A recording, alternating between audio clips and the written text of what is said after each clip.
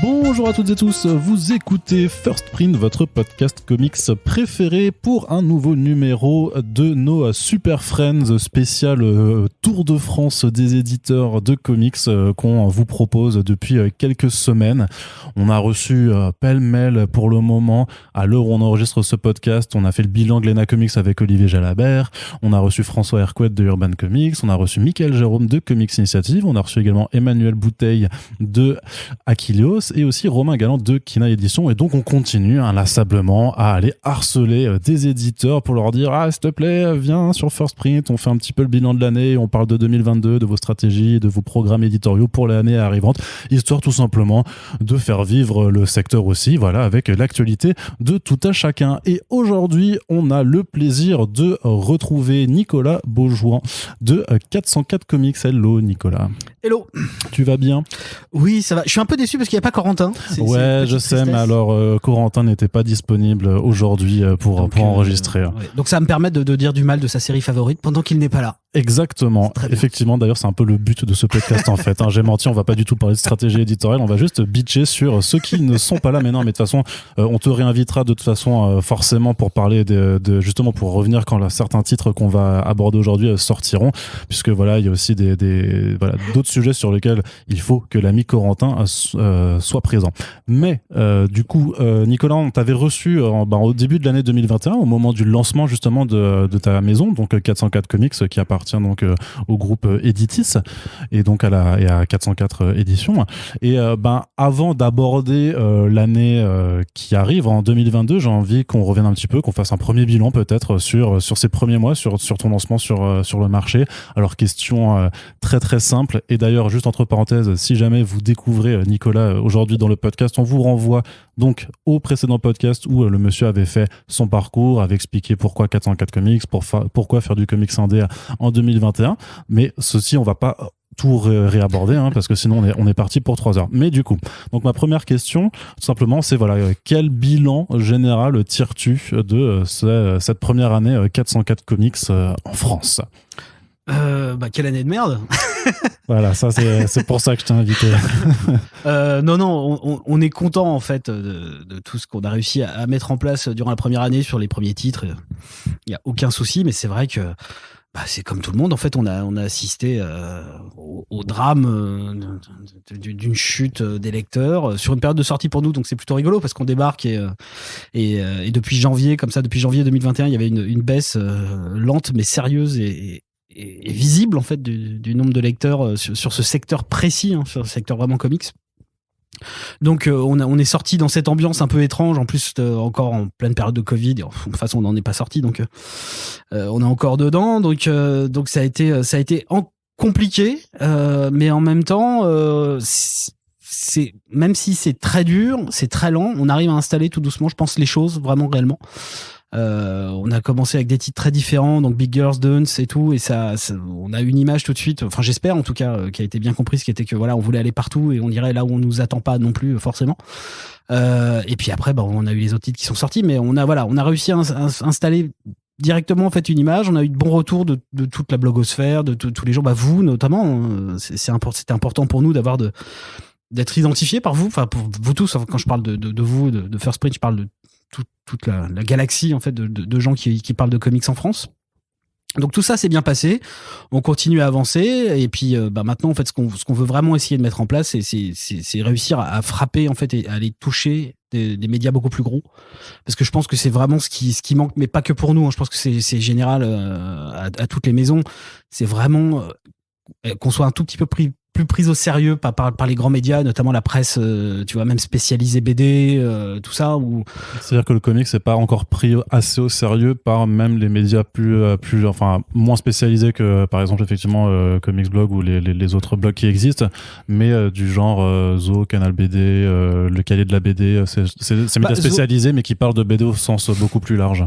C'est-à-dire que Zo, Canal BD, en fait, ça va, je pense que tout le monde arrive à placer quelques titres pour qu'ils en parlent de temps en temps, il y a pas trop de soucis sur ces choses-là qui sont des magazines gratuits, très spécifiques, qu'on trouve en magasin. Donc ça accompagne en fait les magasins et les gens qui vont dans les magasins. Mais non, c'est vraiment plutôt essayer de toucher tous ces médias un peu plus spé, BD. Et je pense pas que ce soit une question de sérieux. Je pense que c'est des habitudes qui sont installées chez beaucoup de journalistes, surtout chez les rédacteurs en chef, qui ont l'habitude en fait de parler de la franco-belge de manière beaucoup plus classique et qui regardent même pas forcément en fait. C'est-à-dire que c'est même pas un dédain profond, c'est juste que ils regardent pas parce que ça existe un peu en parallèle, tu vois. On est un peu sur le côté et donc ils en parlent pas nécessairement, ou en tout cas quand ils en parlent, par exemple, je prends, tu vois, DBD, tu vois, qui est un bon magazine que j'aime beaucoup au demeurant, que je lis. T'as le droit à Géant Vert, tu vois, qui te fait 3-4 chroniques rapides dans les news, tu vois, mais c'est vraiment des trucs, tu vois, pour les annonces. Je trouve ça un peu dommage parce que je pense que il y a des artistes qui mériteraient, que ce soit les nôtres ou que ce soit ceux d'autres maisons, hein. C'est vraiment une question juste d'espace et de genre. Je pense que ça mériterait qu'il y ait un petit peu plus, de dialogue avec ces gens-là et qu'ensuite on puisse parler plus des artistes, parce que je pense que c'est le manque qu'il y a. Mais en tout cas, voilà, pour revenir au truc, notre lancement s'est bien passé. Les chiffres sont pas fous parce que le marché est pas fou en ce moment de toute façon. Qu'est-ce que c'est pour toi des chiffres qui sont pas fous? C'est-à-dire qu'en fait, tu peux réussir encore à faire tes 1500, 2000 exemplaires comme t'as besoin de faire pour au moins équilibrer tes comptes. Mais le problème, c'est que tu les fais, au lieu de les faire sur, je sais pas, 6 mois, 1 an, tu vas les faire sur 18, 24 mois, quoi. C'est-à-dire que c'est très, très, très, très lent. Et en plus, vu que l'actualité, de ce milieu-là est constante et que t'as 60 sorties par semaine, je plaisante, on doit pas être loin de ça quand même en fait au final. Alors peut-être pas par semaine, mais ouais. Enfin, c'est quand même très impressionnant en termes de propositions. Donc il y a pas non plus des corners de dingue dans les magasins. Donc en fait des titres disparaissent, tu vois, des facings et des étals.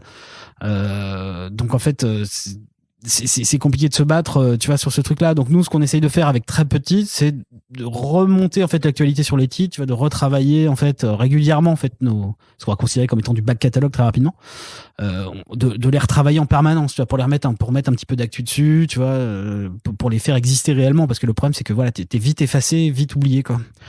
Et pourtant, l'avantage que tu as par rapport un peu au travail des diffuseurs, en n'ayant que très peu de titres par année, c'est que justement, ils ont la place, a priori, de rester sur un étal de façon plus soutenue que, par exemple, un autre éditeur qui sort 10 titres à la semaine, où là, vraiment, une nouveauté en chasse une autre. Alors, parce que, en tout cas, juste de mon point de vue, là, vraiment juste d'observateur en allant dans les librairies, j'ai quand même souvent observé que même plusieurs mois après sa sortie, par exemple, pour trouver Big Girls encore mis vraiment sur la table où t'as vraiment les autres nouveautés, par contre, qui se battent à côté. Pareil pour Autonal ou pour Jonah. Moi, je les ai vus assez longtemps, en fait, par rapport à d'autres maisons d'édition. Ah non, je suis pas en train de dire qu'on est complètement effacé, hein. Je dis juste que c'est ce qu'on peut voir, même moi je le vois souvent, effectivement, nos titres restent, parce qu'on essaie aussi d'avoir une relation poussée avec les libraires. Enfin, même moi, j'essaye d'appeler un maximum de libraires au téléphone. Tu menaces leur famille, c'est les us et coutumes du milieu, de toute façon. Ça, hein. La mafia. mais non, mais ce que je veux dire, c'est qu'effectivement, il y a des magasins qui jouent le jeu, qui nous aident et qui nous soutiennent au long terme. Mais dans l'absolu, si tu prends la totalité des librairies et tu vois, des GSS et compagnie, là, c'est quand même beaucoup plus compliqué d'exister. Donc on est obligé, tu vois, de se battre pour que, en fait, redire en permanence sur tous les réseaux sociaux et compagnie, ce titre-là existe toujours, c'est toujours un titre important pour nous. C'est parce que c'est compliqué, parce que, et en même temps je comprends, parce que si t'es un magasin moyen ou petit, avec le nombre de titres qui sortent, à un moment donné, tu sais très bien que tu vendras plus de Batman, donc tu vas quand même virer, tu vois, Big Girls ou d'autres titres d'autres maisons pour mettre en avant les titres qui vont vendre. Et c'est ce truc-là qui est compliqué. Donc il faut, tu vois, dialoguer avec les libraires pour dire non, mais s'il vous plaît, on peut vous envoyer des choses, on peut travailler ensemble si vous avez besoin de matériel, on peut aussi faire du matériel pour vous et tout. Donc c'est ce truc-là, qu'il faut absolument défendre, et ça prend du temps. Et là, aujourd'hui, en fait, on sent que de plus en plus les libraires viennent vers nous, communiquent avec nous. Ça nous permet, de travailler les titres encore plus longtemps, en fait, ce qui est important. Surtout que tu nous avais dit dans le premier podcast que fallait pas dire que 404 Comics c'était une maison indé, puisque ça fait partie d'un groupe bien plus grand, qui est un des premiers groupes d'édition. Donc j'imagine que tu as aussi les moyens derrière, en fait, d'accompagner tes titres quand tu les lances, que ce soit avec des bonus, avec de la PLV. On t'a vu faire des badges pour Big Girls, parfois des formes de gazettes. Même là pour We Live qui arrive l'année prochaine, t'as fait un petit livret qui reprend une des pages de backup, on va dire, de la série. Donc t'as quand même la structure derrière qui te permet aussi de faire plus, on va dire, pour chacun des titres. Ouais et non. Oui, parce qu'en fait, je suis soutenu par la structure, ça c'est évident. Et puis, on a une super distribution, on a des représentants dédiés. C'est la vraie différence qu'on a par rapport à d'autres maisons. C'est pas comme ça pour tout le monde. Non, on a une force de vente dédiée, nous. On a vraiment une petite vingtaine de représentants qui sont dédiés en fait à ce qu'on appelle les représentants Ground en fait chez nous, qui vont représenter les maisons du groupe, mais qui vont représenter, je sais pas, peut-être 5-6 maisons. Sur toutes les librairies indé, les petites librairies. Et ensuite, en fait, on a Interforum qui fait toutes les grandes surfaces et les grandes surfaces de vente. Et donc ça, c'est une vraie chance qu'on a. Donc effectivement, ça nous permet de mettre les titres vraiment en avant et tout. On a un service marketing avec qui je travaille au quotidien. Par contre, tout ce que tu vois, tous les petits bonus que je fais, c'est moi qui les fais en fait directement. En fait, je les paye de ma poche, je me fais rembourser, tu vois, en frais. Enfin, c'est très simple. Et c'est des trucs que je fais tout seul, vraiment pour moi défendre les titres parce que ça m'amuse en fait. Et que si je le faisais pas, je trouverais ça dommage de pas avoir ce petit truc en plus. Donc effectivement, on peut pas dire qu'on est indé parce qu'on appartient à un gros groupe et qu'on a les moyens, ce qui nous permet d'avoir des fabrications, tu vois, un peu plus haut de gamme parce qu'on a un service fabrication, tu vois, beaucoup plus costaud qu'une maison qui est toute seule. Mais par contre, sur tous ces petits trucs-là, c'est vraiment une volonté personnelle. C'est moi qui continue, comme je te disais la première fois qu'on s'est vu, j'ai l'impression de faire mon fanzine à 16 piges. Parce que je fais mon fanzine à 16 piges, c'est-à-dire que je décide des trucs tout seul, tu vois, je me réveille la nuit, je fais je vais faire tel truc, tu vois, telle gazette, tel objet. Et t'as la liberté totale là-dessus, c'est-à-dire que ça doit pas être validé par quelqu'un d'autre après non, enfin je fais valider, j'en discute avec ma patronne directe si tu veux, mais c'est plus, tu vois, sur la forme, en fait, je la tiens au courant, je lui dis tiens, on va faire ça, tu vois, mais je lui dis pas est-ce que je peux faire ça, ce qui serait compliqué pour moi au quotidien parce que je suis plutôt en mode, j'agis plutôt en réaction en fait, au sentiment, tu vois, que j'ai du marché ou de comment on va avoir un problème de réception sur tel titre ou machin, ce qui pourrait manquer. Par exemple, sur ça n'a pas marché en plus, donc je peux le citer. Mais tu vois, quand on a sorti Automnal, j'avais écrit une bio qui était presque une micro-analyse personnelle de l'œuvre en fait. Et j'ai pas l'impression que grand monde l'ait lu. mais c'était important pour moi en fait de soutenir le titre en disant bon ok, vous allez recevoir ce titre. Mais s'il vous plaît, ne le prenez pas juste pour une question de genre, en fait, juste un bouquin d'horreur ou un truc. Il y a des choses dedans que vous pouvez peut-être trouver. Moi, j'ai trouvé cette partie-là, voilà, qui était tout un truc sur la relation comment on devient mère en fait, tu vois, la question des mères en fait, parce que c'est un truc qui m'avait obsédé dans le titre, c'est-à-dire qu'il y avait la relation mère-fille, mais il y avait aussi la relation mère-fille avec Biddle, Catherine, et t'avais aussi plein d'autres mères qui apparaissaient comme ça dans le récit, donc il y avait toute cette question de comment est-ce que se crée le lien maternel, est-ce qu'il est naturel, est-ce qu'il se crée, comment il se dynamise, comment il peut se briser, comment il peut se reconstruire, enfin voilà. Donc j'ai écrit ce petit truc là et tu vois, pour moi c'était juste pour me rassurer en fait quand j'envoyais le titre en disant aux gens pour donner des clés un petit peu, c'est pas des clés, en fait je pense pas qu'il y ait des clés parce que moi ce qui m'intéresse quand il y a des critiques c'est que chacun y voit des choses, mais souvent en fait pas souvent, c'est pas vrai, mais en fait ce qui me quelquefois alors voilà, quelquefois, mais ce qui me fait peur c'est d'envoyer des titres au casse-pipe et que les gens le réceptionnent, tu vois, genre en mode tu vois, c'est ce cas qu'on a eu beaucoup sur Big Girls, tu vois, qui était de dire d'accord, c'est des nanas qui se battent contre des monstres géants, tu vois. C'est vachement bien comme principe. Ça peut être vachement bien, non mais ça peut être suffisant, mais en fait si t'as envie de trouver d'autres choses, tu peux aussi trouver d'autres choses, et voilà. Et ce qui me fait peur toujours, c'est que les gens réceptionnent juste un truc qui un format en fait, tu vois, ce qu'ils se disent juste ok, ils ont fait un truc d'horreur, ils ont fait un truc de kaiju, ils ont fait un truc, tu vois, et que si je les choisis ces titres là c'est que je les aime vraiment et qu'en fait ils ont généralement d'autres choses, tu vois, d'autres sous-textes à les gratter un peu, et que je suis pas celui qui trouve nécessairement toutes les réponses, et ce qui m'intéresse c'est que chacun, tu vois, il trouve des choses et qu'ensuite il nous les renvoie en fait en disant, et c'est ça qui est intéressant.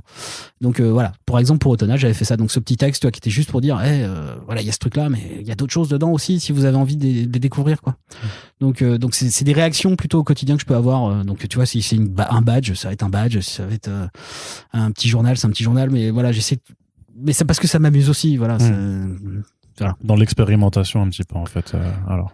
C'est juste que on vend pas autant que le manga, donc je vais pas envoyer des PLV taille géante, tu vois, chez les gens directement. J'aurais pas les moyens, pour le coup, ça me coûterait trop cher. Donc alors tu voulais pas faire refaire la façade de la BNF c'est prévu, mais dans quelques années, quoi. Ou alors ensevelir un monument sous des feuilles mortes, histoire de en fait, on avait l'automne, tu vois, on s'est carrément payé l'automne pour la sortie du bouquin, ce qui était quand même plutôt un gros investissement pour nous. L'éditeur qui se paye des saisons. Voilà.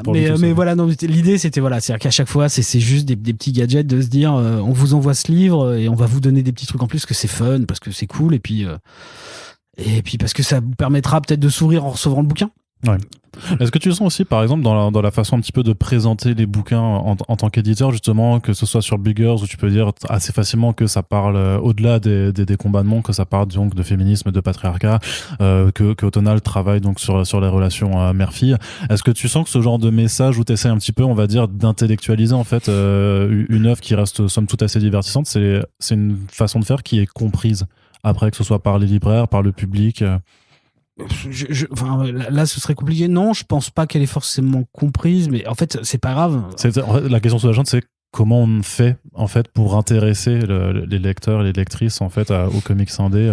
Parce que moi j'ai l'impression toujours que quand tu essaies de justement d'avoir cet angle un peu plus intellectuel où tu dis vas-y, il faut aller regarder un petit peu, c'est un comics engagé, c'est un comics qui part de ça, qui est très actuel, machin. J'ai pas l'impression qu'en fait que ce soit forcément en fait la bonne façon de présenter une bande dessinée. Bon, de toute façon, comme je te disais tout à l'heure, tu vois, je l'ai fait sur Autonal, ce texte, par exemple, j'ai l'impression que personne quasiment l'a lu. Donc au final, ça marche pas. Et donc, c'est pas pris comme ça. Mais c'est juste que c'est moi que ça rassure. Vraiment, encore une fois, c'est juste que, effectivement, dans un monde parfait, tu réceptionnerais en fait une œuvre, chacun, en tout cas, nous serait capable d'aller en profondeur sur ce qui lui plaît, ce qui lui plaît pas, mais même de questionner, tu vois, le fait de pas aimer. Et donc de sortir quelque chose de ça. Ça, c'est mon rêve, en fait. Tu vois, c'est qu'en fait que les œuvres soient des véhicules en fait de réflexion. Parce que t'as aimé, parce que t'as pas aimé. Et c'est ça qui est intéressant, parce que des fois, tu vas avoir des choses qui vont te heurter, et puis tu vas te dire non, c'est vraiment de la merde, et puis basta, quoi. Et ce qui est intéressant, c'est de dire pourquoi ça me heurte, en fait. Pourquoi est-ce que j'aime pas? Est-ce que c'est parce que graphiquement ça me plaît pas? Mais pourquoi est-ce que ça me plaît pas graphiquement? Alors qu'en fait ça existe, quelqu'un produit cette œuvre avec cette forme-là. Et donc tu vois, c'est rentrer en fait dans ce dialogue avec l'œuvre, en fait, qu'elle te plaise ou non, mais d'en sortir des choses. Ça, c'est mon rêve, c'est mon rêve, c'est le monde parfait pour moi. Mais donc ça marche pas forcément. Mais si je le faisais pas, je serais triste. C'est-à-dire que je dois, en fait, si tu veux, moi au quotidien, j'essaye de défendre une œuvre, des artistes, et donc je dois mettre à chaque fois tous les moyens, les faibles moyens que j'ai à ma disposition, pour essayer de défendre leur vision, ou en tout cas même ce qu'eux voient pas forcément. Parce que ce qui est intéressant dans une œuvre artistique, c'est de toute façon ce qu'on appelle la dynamique du passeur dépassé. C'est-à-dire qu'en fait, tu t'es pas nécessairement conscient de ce que tu mets dans les choses. Et en fait, c'est d'autres en fait qui peuvent te renvoyer, tu vois, ce qu'ils découvrent, en fait, ce qui les dynamise, tu vois. Et donc ça, c'est intéressant. Et moi, je rêverais, tu vois, qu'à terme, on ait justement ce dialogue en permanence, tu vois, avec les gens, tu vois, qu'en fait, on soit juste le médiateur, en fait, entre les lecteurs et des créateurs, quoi. D'accord. Et j'avais aussi une autre question, parce que tu disais en premier lieu que tu avais vu en fait le lectorat comics s'étioler en fait très rapidement depuis le début de l'année. Ouais. Tu as une explication à ça, un point de vue? Je pense que de toute façon, il n'y a pas une explication. Une explication, mais avec plusieurs angles, hein, peut-être. Je serais incapable de donner une vraie réponse. Je pense qu'effectivement, il y a une fatigue du secteur, qui est qu'il y a beaucoup trop de sorties. Mais ça, c'est général. En fait, on se retrouve presque avec un marché du comic book, du secteur comics, qui ressemble de plus en plus au secteur du livre, du roman grand format, en fait. En termes de chiffres, en fait, on est presque équivalent. C'est-à-dire qu'en fait, si tu prends les romans, tu vois, les nouveaux romans, tu vois, qui sortent, tu vois, tous les ans, on est presque là-dessus. C'est-à-dire qu'en fait, c'est des ventes très faibles, très souvent, tu vois, pour quelques têtes de gondole de mecs qui arrivent à sortir la tête tu vois, du truc. Donc en fait, on a ce marché qui est très compliqué, donc en fait, qui se réduit, et donc il y a beaucoup trop de propositions. C'est vrai que c'est des livres qui coûtent cher, mais ils coûtent. J'aurais pas envie de dire qu'ils coûtent trop cher pour le coup, parce que si on prend en comparaison de ce qui existe dans le franco-belge, qui continue à faire des bons chiffres de vente, en moyenne, si tu achètes un roman graphique français de 200 pages, c'est entre 20 et 25 ou 30 balles, quoi. Donc, je pense pas que tu vois, le marché comics, c'est des tarifs, tu vois, prohibitifs pour le coup. Mais par contre, c'est effectivement, on était sur une niche vraiment de lecteurs, et je pense qu'il y a une partie de cette niche qui s'est fatiguée pour des raisons X ou Y. Ça, après, je pense que c'est tout un chacun. Je pense trop de propositions. Et puis une question d'argent aussi, tu vois, parce qu'en fait t'es enfermé, donc en fait si c'est le seul truc qui t'intéresse, effectivement, en termes de dynamique, à un moment donné le manga est arrivé aussi, tu vois, en force, tu vois, avec tu vois, il a repris, ouais, complètement. Il a repris de la force, et notamment avec Netflix, on avait confinement, donc en fait tu regardais des animés, donc tu pouvais échanger plus facilement avec les gens là-dessus sur les réseaux, tu vois, que d'autres choses peut-être, tu vois, et que c'est vrai que c'est accessible, alors qu'en fait finalement c'est pas si accessible que ça, parce que quand tu dois te taper 50 tomes à 7 balles, bon, ça devient potentiellement plus cher qu'un 400 pages, ouais. Tu vois, 2 fois 400 ou 2 fois 200, donc en comics. Donc je sais pas, il y a tout ça, mais je pense que c'est un phénomène de fatigue, et je pense que voilà, cette niche en fait, c'est étiolé en fait naturellement. Je pense que ça doit être des vagues et des périodes, et que là en fait, on est sur un lectorat qui est vraiment encore plus petit qu'avant, qui lit par contre beaucoup. Effectivement, on a que des gros acheteurs en fait. Au final, je pense qu'il reste. Et je pense qu'aujourd'hui, en tout cas, ce secteur du comics, du segment, en tout cas des corners comics dans les magasins, je pense qu'il faut les abandonner aujourd'hui aux super-héros. Ah ouais? Alors, mais on fait quoi alors des comics en d'air, là? Ah non, mais je pense qu'il faut aller les défendre sur d'autres secteurs. Pour une grande partie d'entre eux, je pense qu'il y a des choses effectivement qui sont défendables sur ce secteur-là, avec des codes, tu vois, très précis, qui correspondent pas aux super-héros classiques, tu vois. Je parle pas nécessairement de Superman, Batman et compagnie, mais en fait, c'est un environnement, si tu veux, dans lequel les gens identifient bien les codes et ils comprennent bien. Par contre, t'as beaucoup de titres, je pense qu'il faut vraiment aller les défendre, tu vois, faut aller retrouver un nouveau public, il faut aller le chercher, quoi, en fait, et donc il faut se battre pour ça, quoi. Et donc je pense que nous, on a beaucoup de titres, on va sortir du périmètre vraiment pour aller les défendre sur un autre secteur, quoi. Alors tu fais comment? C'est-à-dire que dans la catégorie, enfin tu vas l'identifier, parce que c'est notamment, enfin tu sais qu'il y a les catégories GFK, c'est-à-dire que tu vas les mettre en passer en BD de genre en fait plutôt qu'en ouais, comics, il y a des titres de début d'année là, effectivement, clairement il y aura aucune identification comics, même le titre en fait, on aura une collection graphique.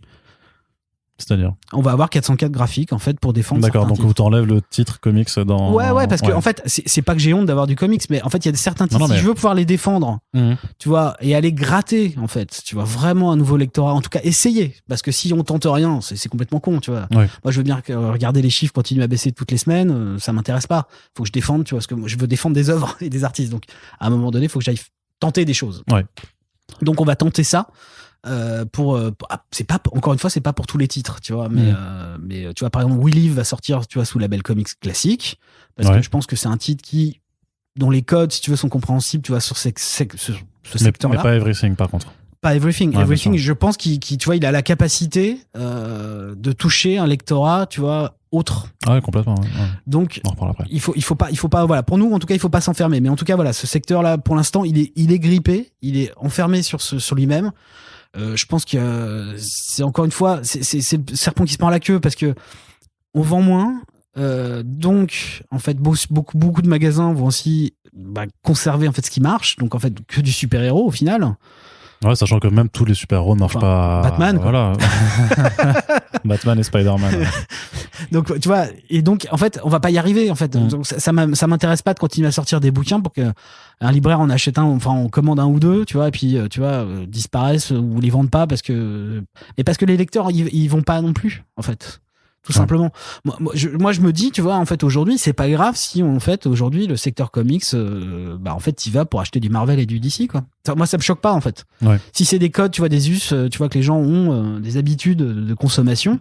Mais après, ça participe quand même à maintenir ce statu quo qui est délétère pour le secteur, qui est de considérer que, justement, quand tu parles de comics, irrémédiablement, en fait, tu vas juste penser que c'est que du super-héros, alors que, et du coup, si tu délaisses le segment comics en le laissant vraiment que super-héros, il y a quelques titres, je pense à Invincible, à l'Autre Terre, ou à des choses comme ça qui parlent de super-héros, mais différemment, War the Boys, tu vois, et que tu laisses, en fait, ce segment que à ce qui est super déclinaison, tu vas encore plus conforter l'idée que la BD américaine ne relève que d'un seul genre, et à long terme, c'est peut-être pas une bonne idée. Ouais, mais en fait, j'adore Cervantes, mais je me vois pas comme Don Quichotte toute ma vie, quoi. Tu vois, à un moment donné, tu vois, si ça prend pas, si ce marché n'est pas suffisamment vivant pour défendre certains titres, moi, faut que je les sorte du truc pour essayer de les défendre ailleurs, c'est tout. En fait, et puis, peut-être qu'en fait, finalement, le problème, c'est que, mais moi, de toute façon, ça fait partie de ma vision de ce que c'est que le monde de la BD, je m'en fous de savoir que c'est un manga et un comics, quoi. Ouais. Et une BD, enfin, je m'en branle, en fait. C'est-à-dire qu'à un moment donné, il y a des gens qui ont classifié comme ça. Très bien, ok, mais on s'en fout, quoi. En quoi ce serait choquant d'avoir un Gaston Lagaffe à côté de Batman, quoi. Enfin, je m'en fous. Oui, non, techniquement.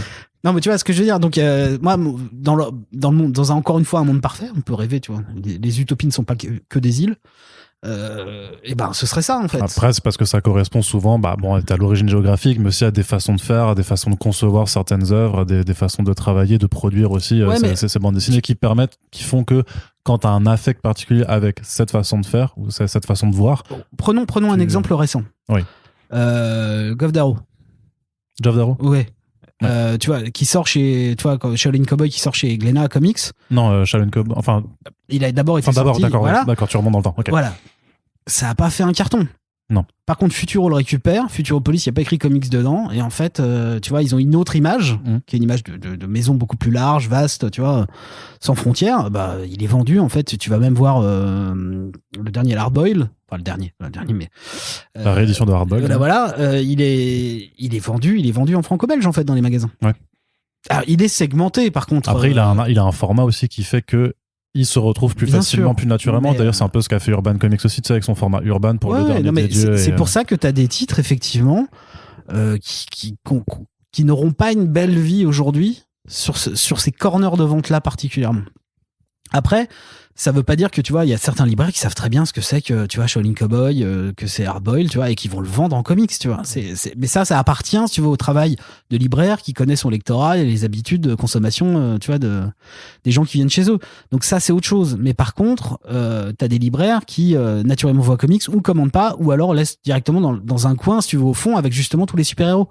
Et c'est là qu'en fait, on tue certains titres. Donc il faut se donner la chance, je pense, malheureusement, ou heureusement, j'en sais rien en fait, pour le coup j'ai pas de réponse toute faite là-dessus, mais il faut pouvoir les défendre autrement et en tout cas leur donner toute leur chance à certains titres, et donc c'est pour ça qu'il faut tu vois, faire avec le marché tel qu'il est aujourd'hui, quoi. Est-ce qu'on a un problème de libraire aussi alors du coup?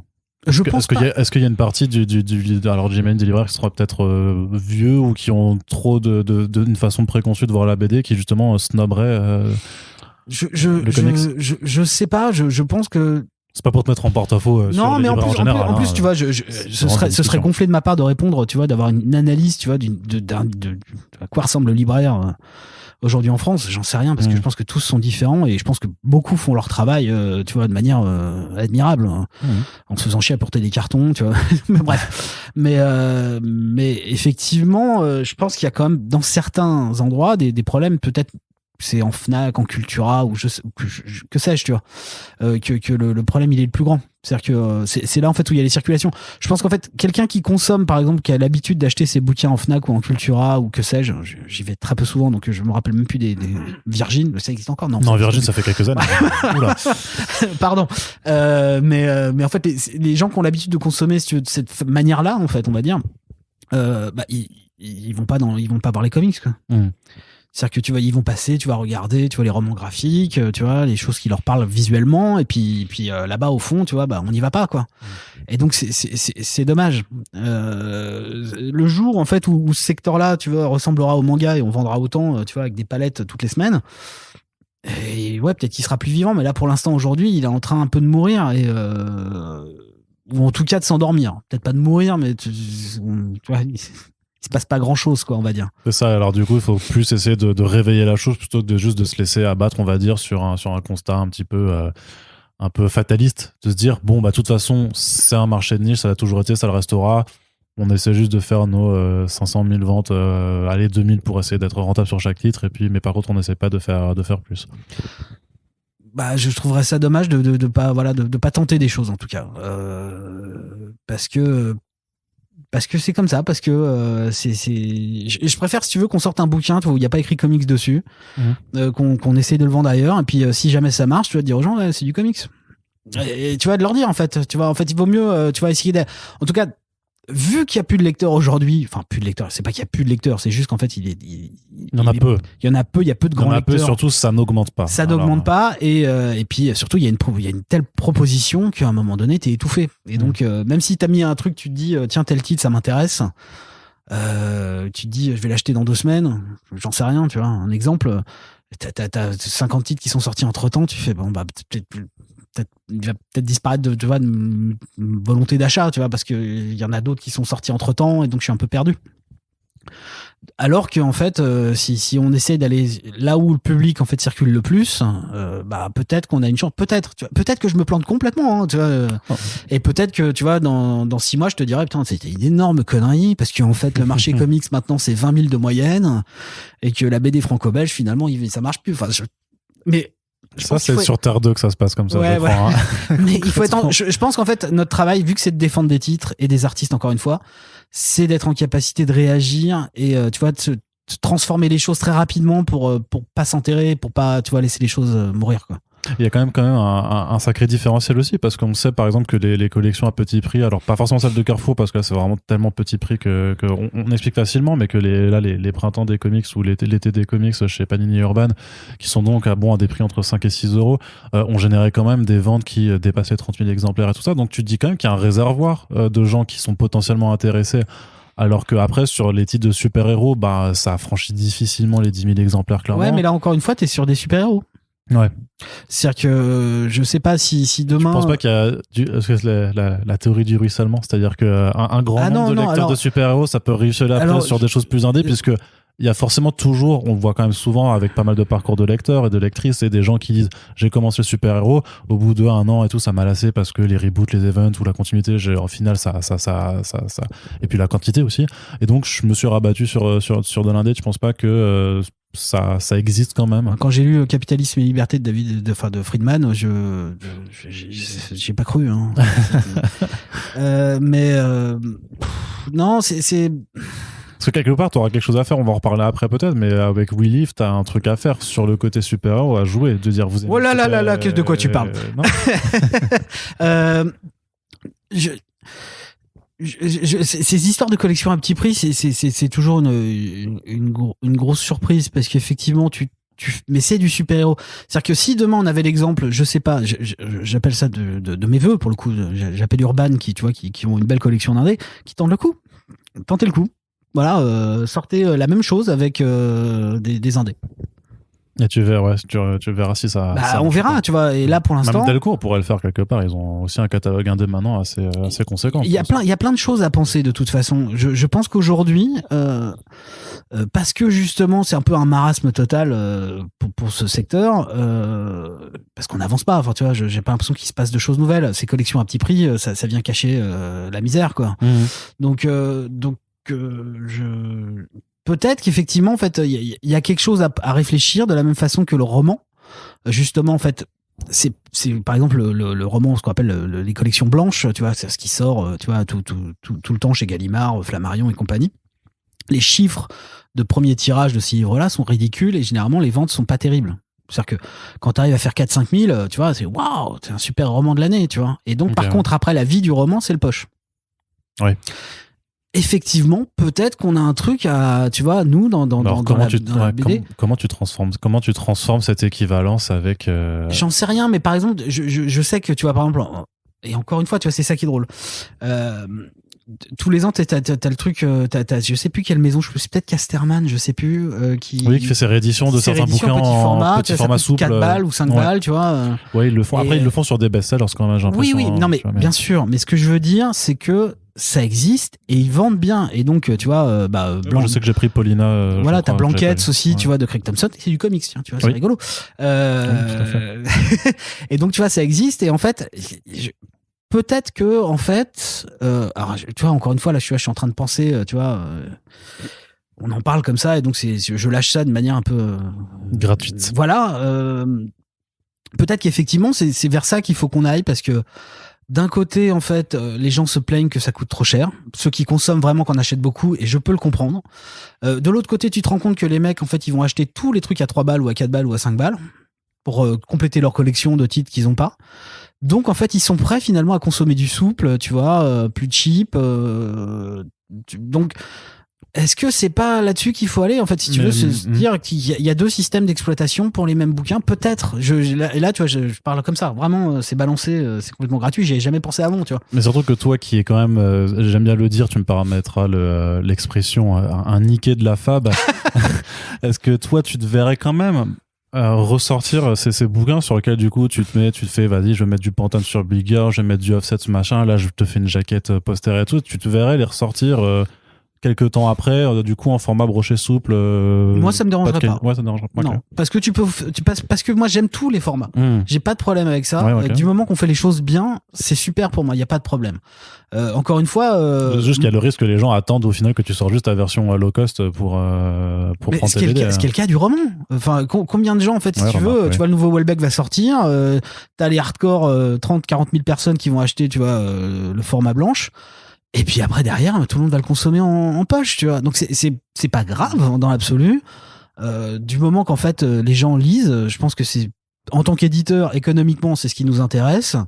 Et ensuite, au regard d'une œuvre, si les gens les lisent, c'est parfait. Donc, peut-être encore une fois, tu vois, je me plante et que je dis encore une énorme connerie, hein, mais en tout cas, je pense qu'il y a des choses à réfléchir parce que là, on est à un moment où il faut pas que tous, je pense, en tant qu'éditeur, quel que soit le genre, il faut pas qu'on s'endorme sur le truc, il faut qu'on réfléchisse à des réponses en fait, parce que je pense que c'est les lecteurs aussi qui nous demandent des choses. Moi, tu vois, à titre perso, je consomme quasiment pas de français, j'achète que de la VO pour une simple et bonne raison, c'est que c'est plus petit. C'est-à-dire que ça prend moins de place. Bah ouais, tu vois, et qu'à un moment donné, la question se pose vraiment quand t'es grand lecteur, que soit grand lecteur de tout, tu vois. Après, t'as quand même pas mal de lecteurs de VO aussi qui sont justement, enfin, on est tous conscients aussi que le single issues, notamment dans le mainstream, peut-être un peu moins sur l'indé, mais parfois l'indé aussi, c'est pas complètement la panacée sur la qualité du papier, justement, que c'est. Tu vois, payes ça 4 balles, quoi. Ouais, mais justement, tu payes. C'est moins cher qu'un paquet de clopes, hein. Alors techniquement oui, mais il y a aussi eu une augmentation des prix sur plusieurs années parce que justement aujourd'hui c'est $4. Enfin, mais $4 c'est beaucoup pour 20 pages de BD. Tu sais, on se plaint de certains albums de 120 pages à 18€ et tout ça, mais après tu fais le rapport, tu fais ah ouais, mais si je mets 4 à 5, parfois 5 maintenant chez Marvel. Moi c'est vrai que tu vois, les single issues, je les consomme aujourd'hui plus en curiosité en fait. Il y a très peu en fait, c'est rigolo. Il faut avoir les moyens d'avoir cette curiosité de passer 5 balles. Bien sûr. De toute façon, je ne me considère pas comme le Pékin moyen, tu vois, dans mon rapport à la consommation de biens culturels, on va dire. Mais en fait, moi je vais consommer, tu vois, je vais acheter, tu vois, des séries qui me plaisent vraiment parce que je vais acheter le TPB et les single issues parce que je le sais d'avance. Ensuite, il y a des trucs que j'achète juste parce que tu vois un ou deux numéros en me disant ah ouais non je sais pas, tu vois, j'attends le deuxième numéro. Après je verrai si j'achète, tu vois, le TPB ou d'autres, tu vois, j'en prends un, je m'en fous et puis tu vois mais tu pioches un peu dedans. C'est un format qui est rigolo pour ça, mais effectivement de toute façon il est en fin de vie aussi aux États-Unis. Bah non, mais c'est quand même devenu compliqué, tu vois. Je pense les chiffres en fait permettent pas. Les problèmes de papier en ce moment le permettent plus vraiment. Il y a quand même beaucoup de séries qui méritent pas nécessairement ça. T'as des gens qui vont directement maintenant, tu vois, au format roman graphique directement, tu vois, parce que le système est complètement différent aux États-Unis, mais t'as le comic shop et puis t'as les librairies tradies, quoi. Ouais. Et ils vont tous de plus en plus vers la librairie tradie parce qu'en fait c'est un vrai marché qui est en expansion, donc ils se barrent tous pour ça. Donc eux sont capables, si tu veux, plus naturellement, tu vois, de se dire ah tiens, on a un problème, le marché est en train de changer, on va changer aussi, on va aller plus vers ça ou vers ça. Il y avait une interview passionnante d'ailleurs du boss de Boom Studios quand on parlait au moment du Covid, en fait, tout ce qu'ils ont fait. Je sais plus, c'était chez Dialogo des Comics là. Ouais, la chaîne YouTube. Ouais. Qui avait cette interview qui était très intéressante justement où il expliquait genre en fait le ciel nous tombait sur la tête et en fait il a fallu qu'on trouve des idées et en fait à chaque fois, tu vois, toutes les heures ils trouvaient des nouveaux trucs, tu vois, mais ils étaient capables en fait, tu vois, de se dire les choses sont en train de se casser la gueule, il faut qu'on fasse des choses et pour les libraires et pour nos titres, tu vois. Donc ça c'est rigolo et ça c'est vrai que nous en France on généralement voilà, on a nos habitudes, tu vois, ça c'est ça c'est ici, ça c'est comme ça et c'est compliqué de réagir et on a besoin de réagir en fait parce que c'est aussi un message qui est envoyé de la part des lecteurs, donc il faut pas non plus rester complètement insensible ni sourd à la chose, quoi. Il y a un éléphant dans la pièce quand même qu'on a abordé quelques fois qui s'appelle le manga. Tu crois que l'essor du manga tel qu'il se fait, c'est quelque chose qui peut nuire aussi en fait, tout simplement à la présence et à la façon dont médiatiquement le comics peut exister, parce qu'il y a quand même eu cette période là à l'été où il y avait vraiment le boom du manga tel qu'on l'a vu, notamment avec le Pass Culture en fait qui a généré énormément d'achats, où j'avais l'impression que dans la sphère comics on se regardait un petit peu tous en disant c'est cool, c'est très cool qu'ils achètent des mangas et tout ça, mais c'est un peu dommage de pas profiter aussi de ce genre de pouce, de coup de pouce culturel pour aussi parler de comics. Et là, notamment par rapport aux médias généralistes, justement, qui par contre, eux, on se sont allés en mode, vas-y, les mangas, ça se vend, donc on parle des mangas, et donc ça va encore plus se vendre. Ouais. Tu vois, sans alternative. Et finalement, ils en parlent pas tant que ça, en fait. C'est ça qui est drôle, c'est qu'en fait, ils ont profité du moment. Oui, t'as l'effet buzz aussi, hein, c'est sûr. Mais en fait, dans la presse, tu vois, quand on parlait, tu vois, du manque de visibilité ou d'espace dédié aux comics ou autres, dans la presse BD française ou presse généraliste, le manga vend, mais il a pas eu besoin de ça. C'est vraiment, là, je pense que t'as des questions générationnelles qui rentrent en jeu, t'as le prix, effectivement, t'as 21. Tout un tas de facteurs, tout un tas de facteurs qui permettent de penser la chose. Maintenant, moi ce qui je suis très aujourd'hui, en tout cas aujourd'hui, un lecteur très moyen, voire quasiment inexistant de manga. En fait, je lis très peu de manga aujourd'hui. Ouais. Ou en tout cas, je lis toujours des vieux trucs. Je continue à acheter tout Mizuki. Parce que je suis très content qu'à Angoulême, il y ait l'exposition, d'ailleurs. Je continue à acheter des vieux trucs, des trucs qui me parlent encore aujourd'hui. Mais c'est vrai que j'achète, tu vois, généralement, j'achète 2-3 mangas par an. Peut-être 4-5, allez. Pour tenter des trucs, tu vas continuer à regarder ce qui se fait et tout, et être un peu au courant. Mais donc, moi, ce qui m'inquiète, c'est plus la question de l'hégémonie culturelle, en fait. Si tout le monde se met à lire du manga, même si c'est très bien, le manga, ça m'angoisse. Si demain, tout le monde se met à lire que du comics, ça m'emmerdera aussi, même si je gagnerais de l'argent, donc je serais très content de l'autre côté. Ne soyons pas faux cul non plus, mais ce que je veux dire, c'est que c'est quand même... moi, c'est le seul truc qui m'embête, c'est cette question-là, en fait. C'est si tout le monde se met à consommer la même chose tout le temps... là ça me pose des questions philosophiques plus profondes. Mais je pense que de toute façon les gens lisent et ça c'est bien. Maintenant il y a un autre truc qui m'embête un peu dans le manga, mais après c'est encore une fois je ne suis pas porteur de vérité, à aucun moment, c'est une question que je me pose.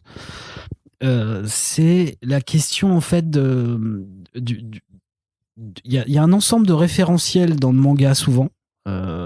Des invocations d'autres œuvres ou d'autres trucs qui, pour les lecteurs, très souvent me semblent fermés en fait. C'est-à-dire que moi je le constate avec mon fils, avec les amis de mon fils et d'autres gens.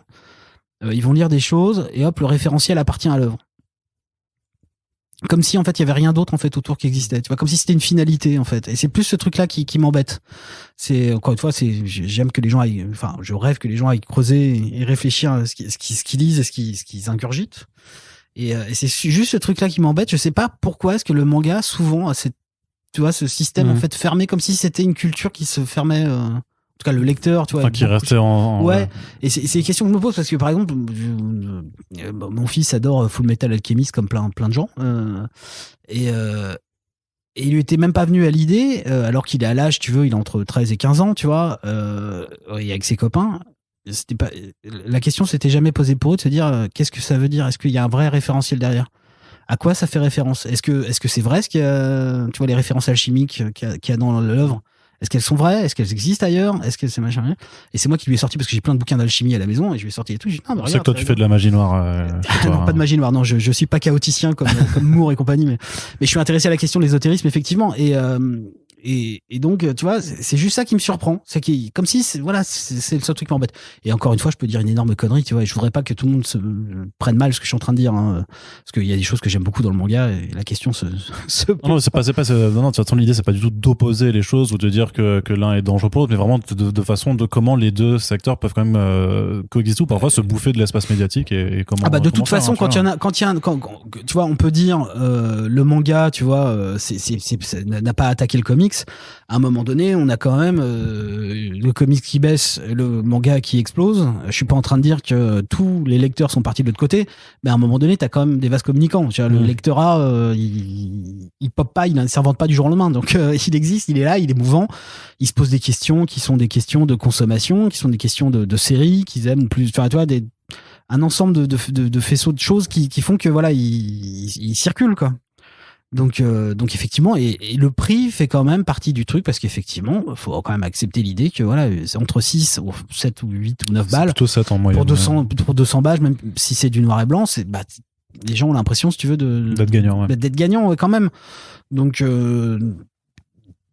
voilà, je pense que de toute façon, l'essor du manga, à un moment donné, effectivement, les lecteurs, normalement, arrivent à un moment de maturité où ils se disent c'est bon, il y a peut-être d'autres trucs à côté, d'autres trucs intéressants, tu vois. Et après, c'est une question de génération. Je pense que les vieux lecteurs de manga généralement sont plutôt très ouverts.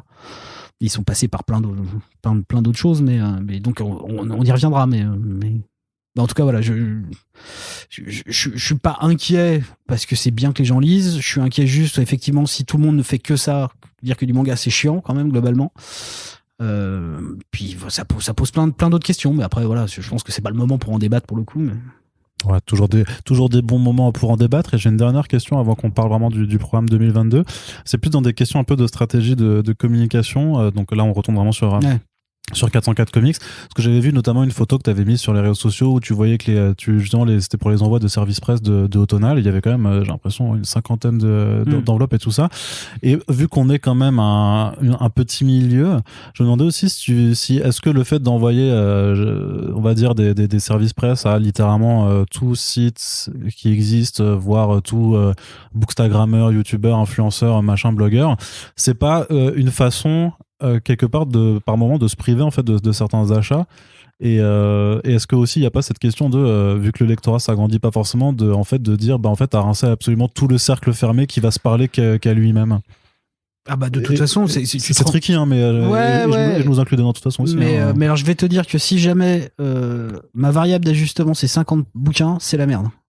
D'accord, ouais. Tu vois ce que je veux dire, c'est effectivement on est en moyenne sur une cinquantaine d'envois pour tous les titres, mais là pour le coup t'as tout dedans, hein. T'as mon pote chez Picsou Magazine et tu vois, et d'autres choses, donc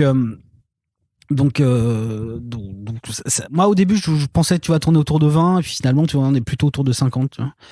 Mais on a besoin en fait de relais, en fait c'est effectivement tu te poses la question à un moment donné si tous les lecteurs de comics aujourd'hui n'ont pas un blog ou un podcast.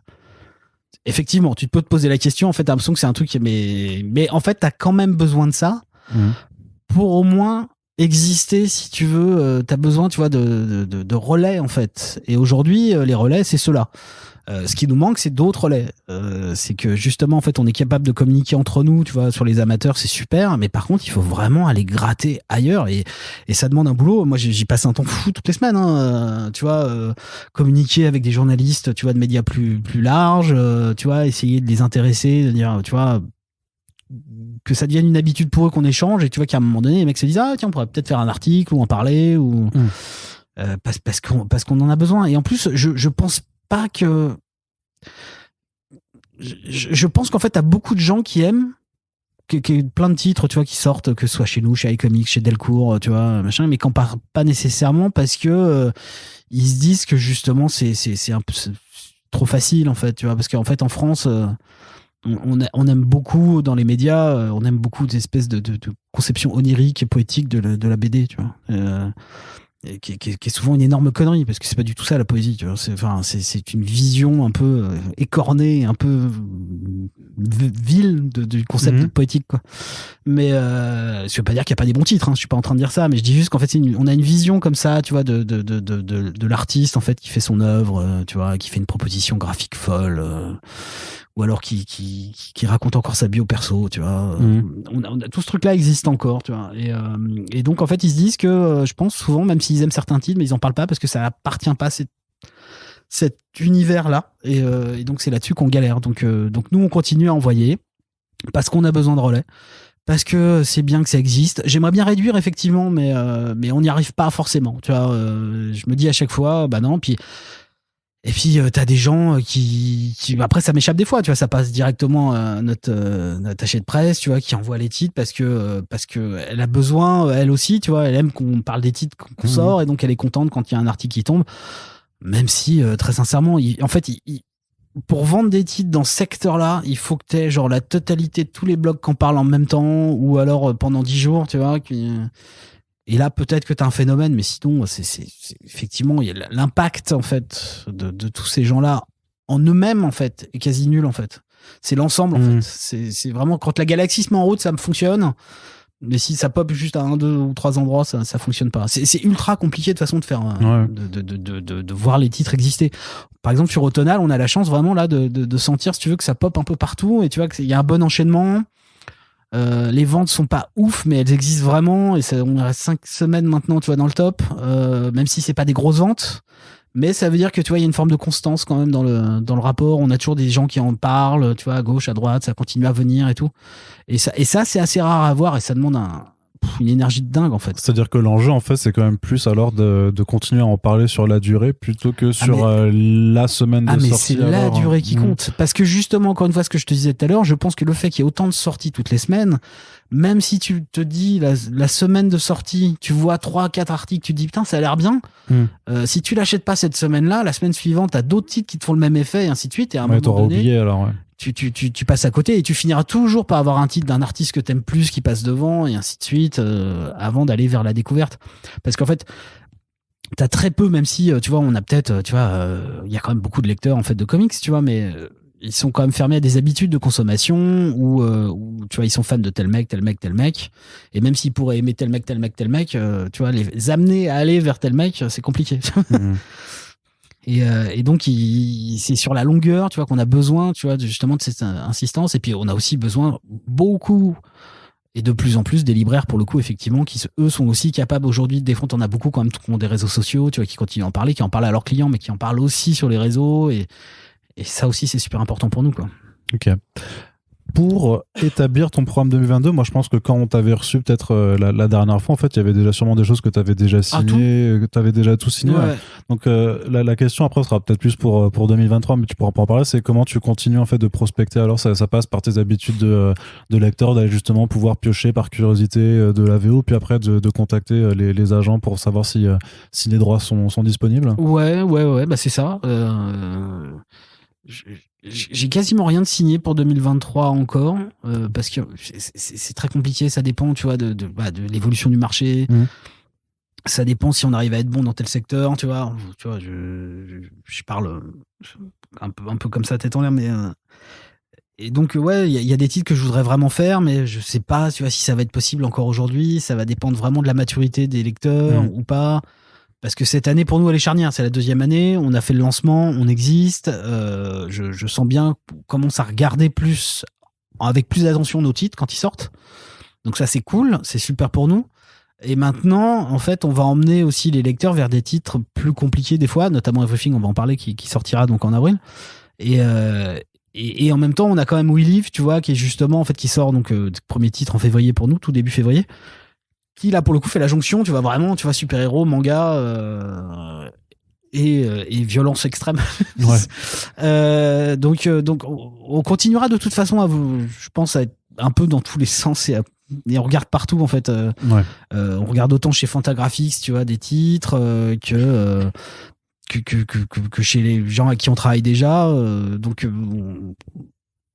Mais j'ai envie d'aller vers des titres, moi perso, plus complexe en fait, vraiment. We Live appartient à ça en fait. Il a cette dimension très chatoyante, tu vois, qui je pense peut parler visuellement à beaucoup de gens qui ont l'habitude de lire du comics. En plus, Inaki bossait chez DC beaucoup, donc il maîtrise ces trucs-là. Puis en même temps, t'as beaucoup de mangas dedans, tu vois, au niveau des personnages. Ototo, t'as là, tu vois, c'est très japonisant pour le coup. T'as des références très évidentes à Miyazaki, mais c'est même très forcé des fois. C'est voulu. Donc voilà, mais on ira voilà vers ce truc un peu étrange de dire aux gens. En fait, le rêve d'une maison, enfin en tout cas, ce que j'aimerais, c'est que à terme, même si c'est que 2000 personnes, en tout cas, on est au moins, tu vois, 2000 personnes qui à chaque fois nous suivent en tout cas et nous disent ok, c'est cool, je m'attendais pas à ça, tu vois. Enfin, c'est un peu le rêve en fait, finalement.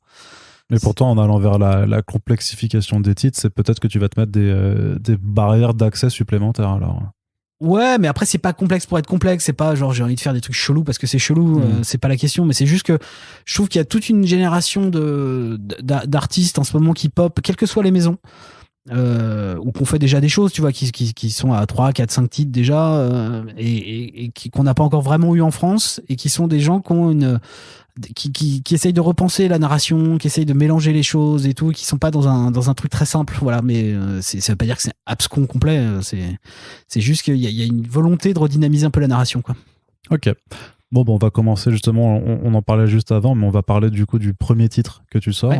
Donc ça s'appelle We Live, donc des frères Miranda. Inaki et Roy. Qui a été édité en VO chez Aftershock Comics. Ouais. Donc c'est vrai que Aftershock, c'était notamment Snorgle qui avait commencé à en éditer, et puis c'est une maison qui continue d'exister, en tout cas aux États-Unis, de façon plus ou moins fugace, j'ai l'impression. Ils fêtent leurs 6 ans là. Ouais, c'est ça, c'était 2015. Et du coup, t'as pas eu trop de bagarres, on va dire, sur les enchères pour les titres chez eux, parce que justement, j'ai l'impression que c'est une maison qui qui a pas réussi forcément à transformer l'essai en France en tout cas, et du coup tu vois plus trop de titres arriver chez eux maintenant. Ce qui était sorti chez Snorgle, c'est quoi, Baby Teeth Alors il y a eu Baby Teeth, il y a eu Jimmy's Bastards, il y a eu Animosity, il y a eu Insects. Les chiffres étaient pas dégueux pour le coup sur les titres qu'ils avaient sortis. Non, c'était pas fou, mais ouais, je trouve c'est qu'au bout de 2-3 ans, au final, ça a vraiment décliné. Maintenant, ils poursuivent Animosity jusqu'à la fin, mais et le reste, en fait, ça continue plus, quoi. Bon, après, c'est peut-être qu'il y a d'autres problèmes. C'est compliqué, je connais pas tu vois, l'histoire de Snorgle en termes d'édition, c'est toujours une belle librairie à Marseille. Ah oui, ouais, clairement. D'ailleurs, en plus, on peut saluer Cédric Calas, donc il a traduit We Live, qui donc marseillais. Donc Cédric, le commis des comics, là. Qui a traduit le titre. Alors pour le coup, il y a pas eu d'enchères parce que pour la simple et bonne raison que je ne participe pas à des enchères. D'accord. Toi, tu arrives, tu fais une offre et on dit il y a des enchères, tu fais je me casse. C'est pour ça que je travaille pas avec Boom Studio, par exemple. Ouais, voilà, par exemple, tu vois, parce que ça fait partie de leur politique vraiment profonde, c'est-à-dire qu'en fait, tu vois, tu vas leur donner un truc, ils vont aller voir tout le monde et enfin. Ils vont faire Nicolas, il a mis ça. Est-ce que tu veux mettre plus? Non, mais c'est un peu ça, sans dire les noms, ils disent pas non plus qui est derrière, mais moi j'aime pas ça parce que je comprends très bien la dynamique, mais moi je débarque en fait avec un projet en fait. C'est bonjour, j'aime vraiment ce titre. Je l'aime d'amour, j'ai envie de le défendre. Voilà ce qu'on peut faire. Est-ce que ça vous intéresse? Voilà. C'est aussi simple que ça. Je veux pas rentrer dans des trucs justement avec 10 000, 15 000. Pardon. Oui, excuse-moi, j'avais ma main de... C'est ça. C'est terrible. Ça fait un bruit un peu étouffé. Je commence à être trop à l'aise en fait. Ça, c'est l'effet Super Friends. Ouais. Tu sais. Ouais, donc je voulais pas, voilà, je participe pas à ça, donc en fait voilà, j'arrive et je défends voilà une proposition d'accompagnement et de développement d'un titre en France. Donc voilà, We Live, je suis arrivé, voilà, ça a été super long par contre. We Live, je crois que j'ai quasiment mis 10 mois de mémoire à signer le truc, ouais, ça a mis un temps complètement fou. En fait, je les ai contactés avant la sortie du premier chapitre. Ok. Sur la base de quoi t'avais accès? J'avais vu l'histoire, j'avais vu ils avaient balancé juste quelques images en fait en ligne et j'avais fait genre waouh, ça a l'air costaud quoi. Ouais. Et je leur avais dit ça m'intéresse, voilà. Puis on a mis ensuite 10 mois, tu vois, à finir de dealer le truc parce que c'est vraiment les Américains aussi très hardcore en termes de négo, même si encore une fois, je l'avais dit la première fois, ça continue à être ma politique, je supporte pas de claquer trop de pognon dans un titre, pas parce que le titre le mérite, pas, mais parce que je trouve ça dangereux et j'ai bien fait parce que quand je vois l'état du marché, tu vois, je suis très content d'avoir des comptes d'exploitation très serrés, quoi. Mais donc voilà, c'est des négos plus sur des questions de droit, tu vois, de palier, c'est pas captivant. Mais donc ça a mis du temps et donc on a réussi à avoir le titre au final. Puis après moi aussi, comme je disais avant, la première fois quand on a fait la première émission, j'échange beaucoup avec les artistes en amont, même avant le deal en fait, pour voir si on communique bien. En plus, je trouvais que tout était parfait parce que le titre je le trouvais beau. Après quand je l'ai lu, je l'ai trouvé vraiment super et puis j'ai versé quelques larmes même quand je l'ai remonté quand j'ai fait le lettrage, parce que je fais le lettrage aussi. Quand j'ai fini le titre, quand je l'ai monté, c'est quand même costaud. Il y a des passages qui sont un peu hardcore. Ouais, ça laisse pas. On sort pas de là genre en mode wouh, c'est génial.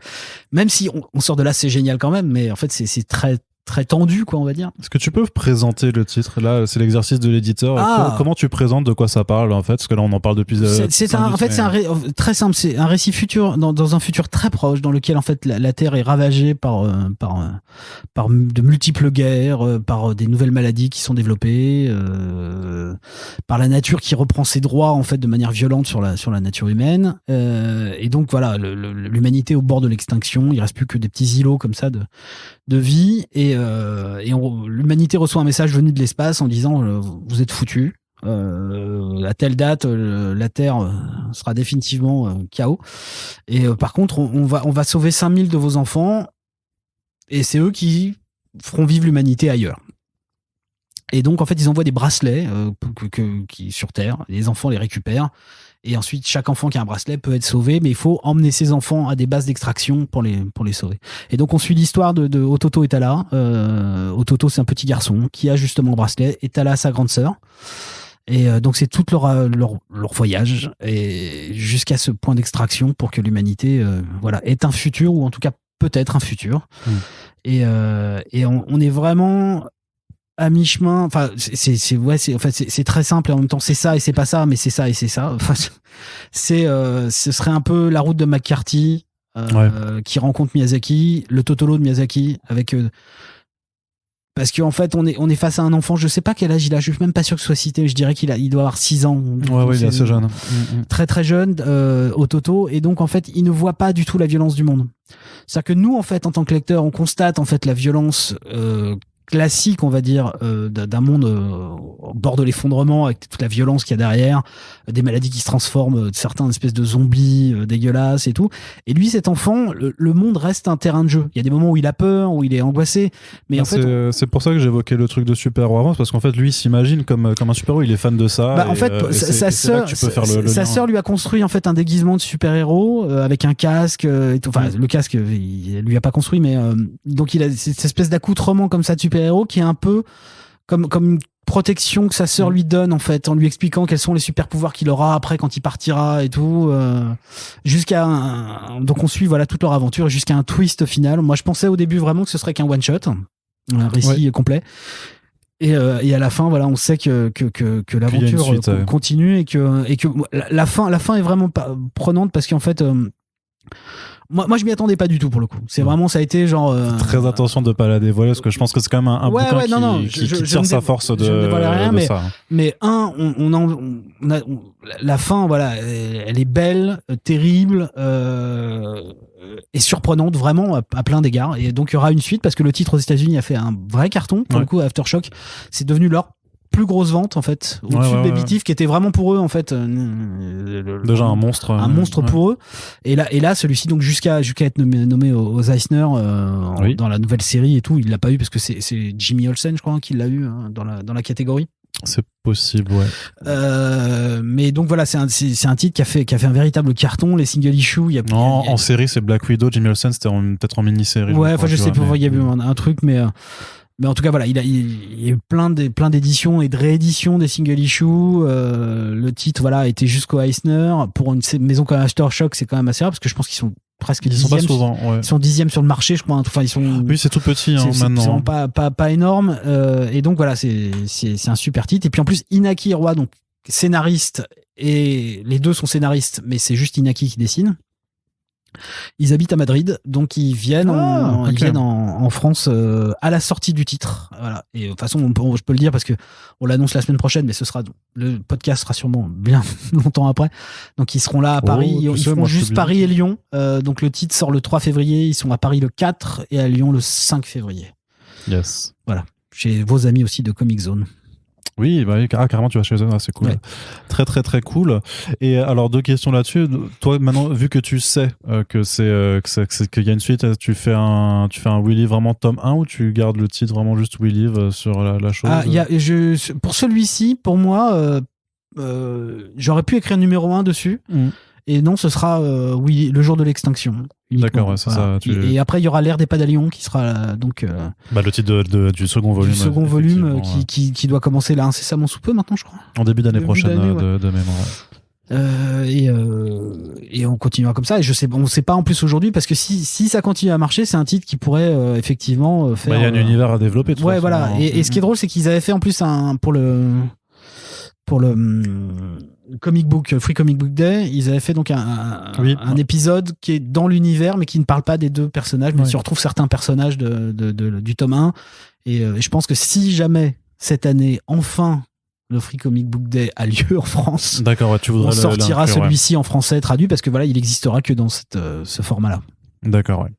Ensuite, tu arrives directement au mois d'avril, avec l'autre très grosse sortie, en tout cas du point de vue du lecteur comics spécialisé, on va dire, c'est Everything, donc de Christopher Cantwell et Colbard, qui est du coup ta première signature chez Berger Books. Karen Berger. Donc ça se passe comment du coup quand on envoie un mail ou je sais pas où, qu'on fait un appel non, c'est Carrie Thorson, donc qui gérait les droits, qui gère les droits toujours pour Dark Horse, et donc qui on dit que tout le monde dit pour n'importe quel titre de chez Dark Horse. En fait, vraiment ce titre-là. Avant de monter la maison, je rêvais de toute façon de travailler avec Ian Culbard. Okay. Parce que et rendons grâce à Achilleos. C'est eux qui l'ont amené en France avec Lovecraft, tout ce qu'il a fait sur Sherlock Holmes, les adaptations de Sherlock Holmes, les adaptations de Lovecraft. Ouais. Et puis après Brinks aussi, ils ont fait. Et je crois qu'ils s'y sont arrêtés là, en tout cas sur la partie Culbard chez eux. Après, Kinaï en a fait Kinaï aussi avec Wild's End, ouais, les 2 tomes. Et puis, Tu pues la mort, donc chez Delcourt. Le spin-off de Umbrella Academy. Ouais. Et donc je rêvais, en tout cas j'ai découvert grâce à Achilleos, j'ai découvert Culbard et après j'ai acheté tout ce qu'il avait fait, Dark Ages aussi chez Dark Horse avec Dan Abnett. Il a fait aussi que Achilleos n'a pas sorti l'adaptation du Roi en jaune de Chambers. Okay, ouais. Il a vraiment fait beaucoup de choses à côté qui sont pas sorties en France et donc moi j'étais amoureux de ce type et je connaissais pas encore Cantwell. J'avais rien lu de ce qu'il avait fait, j'avais pas encore lu She Could Fly ou j'avais pas encore lu même ce qu'il avait fait sur Doctor Doom. Ouais. Et donc j'ai acheté le titre vraiment parce que c'était Culbard quoi. J'avais même pas fait gaffe que c'était Berger Books à l'époque. D'accord. C'était vraiment, j'y suis allé genre génial, hein, je connais pas. Mais tu t'es vraiment dit c'est Culbard donc je veux le prendre, ouais. Sans même regarder. Non, là pour la lecture, hein, je parle. D'accord, ok. Parce que je veux dire, parce que ça se trouve, tu fais, je le sais. Après tu lis et tu fais, mais c'est nul. Ouais, voilà, non, quand même pas. Non, justement, je l'ai lu à cause de lui et alors là, je me suis pris mais genre la baffe intersidérale quoi. Parce que Culbard avait atteint encore un autre niveau, je trouve, de dessin dans celui-ci, qui est plus dans la lignée de ce qu'il a pu faire justement dans Brinks, qui est super bien aussi. D'ailleurs, j'invite tous les gens à l'acheter chez Achilleos. Mais encore au-dessus, je trouve vraiment que là, il y a vraiment une forme de maturité, un peu comme ce qu'il a pu faire justement dans Tu pues la mort. On est vraiment dans ce niveau qu'il a atteint, quoi, qui est une espèce d'héritage RG franco-belge, mais mélanger, tu vois, du Silver Age, tu vois, du comic book. Je trouve ça fabuleux son trait. Et alors là, je me suis pris une baffe parce que le titre réunissait, je connaissais pas donc Cantwell, et là le titre, je me suis dit mais c'est, je pense en fait vraiment, je peux le dire parce que je crois vraiment que c'est ce que j'ai lu de mieux pour moi en termes de goût personnel depuis 10 ans. C'est vraiment la grosse baffe. Et là, j'ai découvert donc Cantwell. Je me suis en plus rendu compte que c'était un fan de Star Trek comme moi. Donc je lui ai envoyé, parce que j'avais participé aux 50 ans de Star Trek, j'ai envoyé la série que j'avais fait, donc il était fou, il était super heureux et tout, donc on échange, on a parlé... Ça c'est du soudoiement. Oui, complètement. Et donc on a échangé sur Philippe Cadic aussi, on est rentré comme ça en relation très, très épistolaire, on va dire, mais parce que j'ai trouvé ça dingue, et donc après j'ai commencé à lire tout ce qu'il avait fait, et je me suis dit, putain, ce type, pour moi, est un des meilleurs scénaristes actuels, et qui n'était pas encore... traduit en français. Donc j'ai dit direct celui-ci, puis après je me suis rendu compte que c'était justement Berger Books, parce que là j'ai enfin regardé le logo, j'ai fait merde, et donc c'est... Pourquoi merde? Parce que je pensais pas, si tu veux, un jour, tu vois, prétendre sortir un titre que Karen Berger avait édité, quoi, tout simplement, parce que c'est quand même la grande dame patronesse, quoi. Ah oui, c'est la faiseuse de roi. Ouais, voilà. Et donc je me suis dit banco, quoi, on y va, et j'ai fait une proposition très basse, mais en expliquant ce qu'on voulait faire et tout, et la proposition est passée, et donc voilà, c'est ce titre-là donc qui sortira, qui est pour le coup difficilement explicable, à part mettre le pitch de départ. Ouais, je pense que le pitch est mieux. Il y a un nouveau centre commercial qui ouvre en 1980 dans la ville de Holland, Michigan. Et on va suivre l'implantation donc de ce nouveau centre commercial qui s'appelle Everything, donc tout. Et tu le traduis ça du coup ou pas? Alors c'était la grande difficulté du titre, parce que voilà, parce qu'en fait il y a tout un jeu de double les deux tomes aussi, de double sens, Everything Too. Et appeler le magasin, tu vois, refaire tout le truc avec le magasin qui s'appelle Tout, c'était pas très beau. Un bouquin qui s'appelle Tout, c'était pas très beau non plus.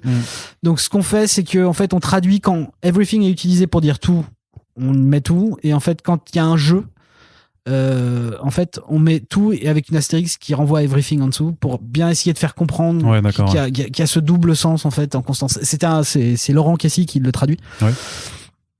Et on est parti de cette idée là parce que sinon on perdait on perdait justement ce double sens qui est pas traduisible en français, donc on perdait tout, quoi. Donc on l'a gardé comme ça. Et donc voilà, ce centre commercial Everything s'installe à la ville de Holland, Michigan, et on va suivre donc son implantation et les modifications qui doucement s'installent dans la ville, avec des gens qui brûlent, et puis des gens qui se mettent à consommer de manière néphrétique. Enfin, parce que c'est le principe du Everything, c'est que genre tu peux tout y trouver. Voilà. Littéralement. Et ce qui est drôle, c'est qu'en fait tout le jeu est dans le magasin, mais aussi dans le récit. C'est-à-dire qu'en fait, c'est everything, c'est tout, quoi. C'est-à-dire que dans everything, il y a tout. Là, les gens doivent être complètement. Ouais, voilà. Donc, de quoi ils parlent, ces deux-là? Dans la forme, en fait, c'est-à-dire que tout est possible. Dans le récit, en termes de switch de genre. Oui, ça va très loin. Ouais. De conception métaphysique, de qu'est-ce que c'est que la fiction, et comment est-ce qu'on peut aussi vivre dans la fiction. Enfin, il y a quelque chose de l'ordre du Philippe K. Dick, vraiment, de Glissement de terrain sur Mars, ou tu vois, ce genre de titre, ou même Ubik, hein, tout simplement, en fait. D'ailleurs, il y a un des personnages qui ressemble énormément à Philippe K. Dick, un des personnages principaux, qui va même jusqu'à dire, à un moment donné, il insulte en insultant Nixon. Et on sait très bien que Philippe K. Dick c'était un de ses grands ennemis personnels, profonds. Et dans la BD, en fait, il y a un moment donné, le personnage fait référence à Nixon comme ça en insultant Nixon, et il fait genre, je sais, ça n'a rien à voir ici. D'accord. T'as tout ce jeu, en fait, qui est constant. Donc c'est un titre qui est complexe, mais qui se lit très facilement, parce qu'en fait il est très simple, et puis en plus le dessin de Kuckelbar, encore une fois, il est très limpide. En fait, il y a pas de complexité, on n'est pas sur quelque chose de très agressif. Moi je compare ça vraiment beaucoup, en tout cas c'est comme ça que j'en parle aussi aux commerciaux, aux gens autour de moi. Je dis que c'est vraiment un système narratif, parce que Christopher Cantwell vient aussi de la série télé, vu qu'il avait fait I'll Catch and Fire. Tout à fait, c'est le créateur, de ça. Et il travaille aussi sur Paper Girls, sur l'adaptation de Paper Girls, et donc en fait il a réussi à mettre dans cette BD ce qui fonctionne pour moi dans ce qu'on appelle les séries à mystère, les séries télé à mystère.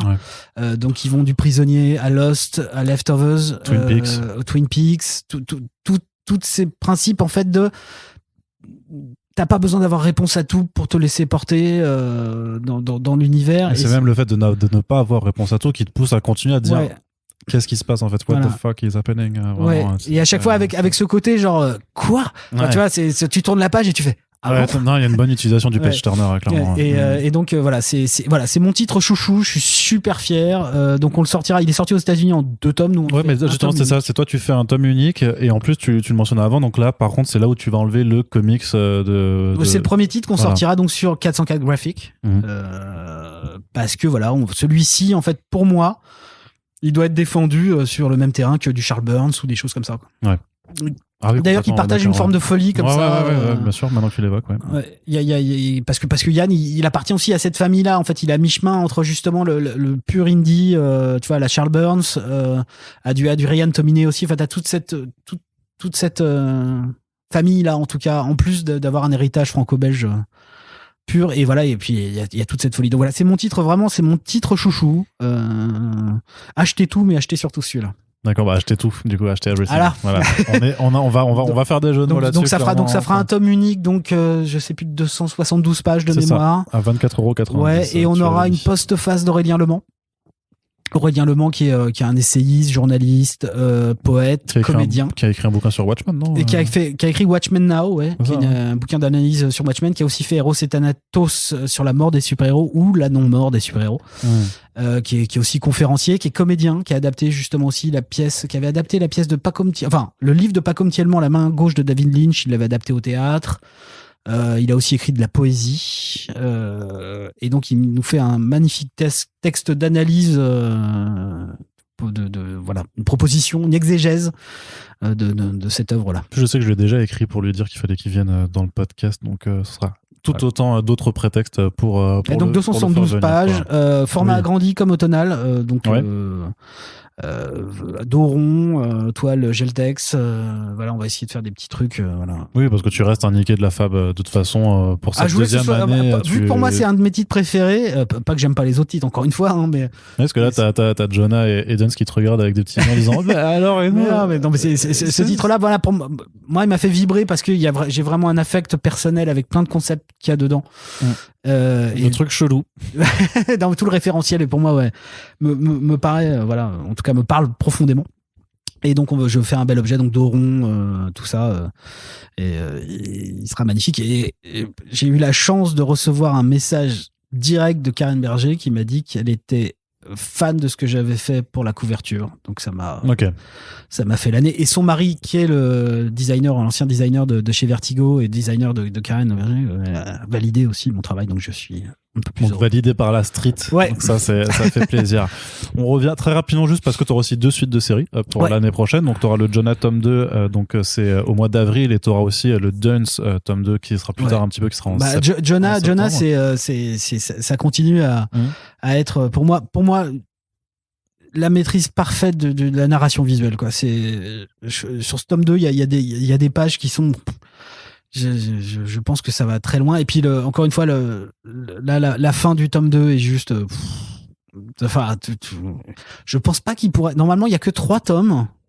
Ouais. Je pense que c'est qu'un premier arc, hein, parce que je vois pas, même moi en tant que lecteur et qui reçoit les trucs en avance, je vois pas comment un tome de 120 pages suffira à résoudre les intrigues sont posées là-dedans. Ouais, pas toutes en tout cas. La principale sera sûrement, on aura une réponse, mais il y aura besoin d'en dire plus quand même, je pense. Mais voilà, en tout cas, il y a des moments complètement fous, encore une fois, parce que voilà, Chris Samnee est un génie du dessin, et que c'est parfait. C'est ça, c'est une création originale. C'est le premier Creator Own d'ailleurs de Chris Samnee qui fait avec sa femme Laura Samnee. Donc il suit le parcours de 2 sœurs dans un monde post-apocalyptique. À la recherche de leur père qui a disparu aussi. Où il y a des gros monstres, et là Jonah en particulier, elle est quand même capable de mettre des droites à c'est des One monstres. Punch Man version comics contre des monstres. Et donc qui notamment a un superbe effort de composition parce que Chris Samnee effectivement est un artiste. Ah oui, et en fait c'est là qu'on se dit qu'il a pas besoin de mettre des bulles, quoi. En fait, parce qu'il y a des moments.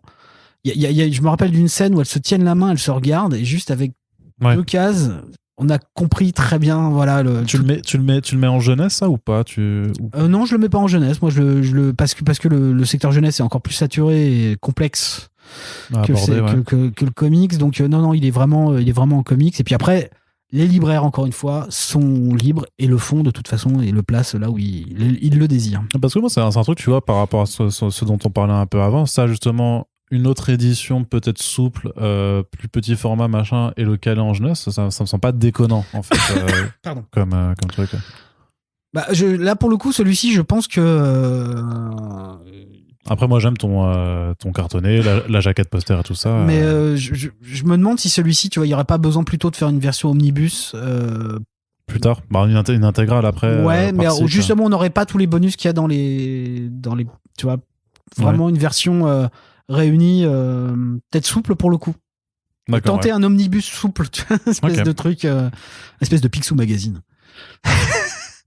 Quand même un Picsou, enfin oui, je vois. Et donc il y a aussi Duns, donc de Jen Sky Steve, donc qui est aussi un titre qui montrait déjà dans l'idée que en fait 404 Comics va pas chercher que aux États-Unis sa production, que tu vas la chercher dans d'autres coins d'Europe. Puis même quand on va les chercher aux États-Unis comme We Live, tu vois, finalement ils habitent à Madrid. Oui, c'est ça. Ouais. Donc, c'est assez rigolo où tu vois, tu vas signer le titre chez ils ont pas une version espagnole en premier lieu déjà alors ? Eh ben non.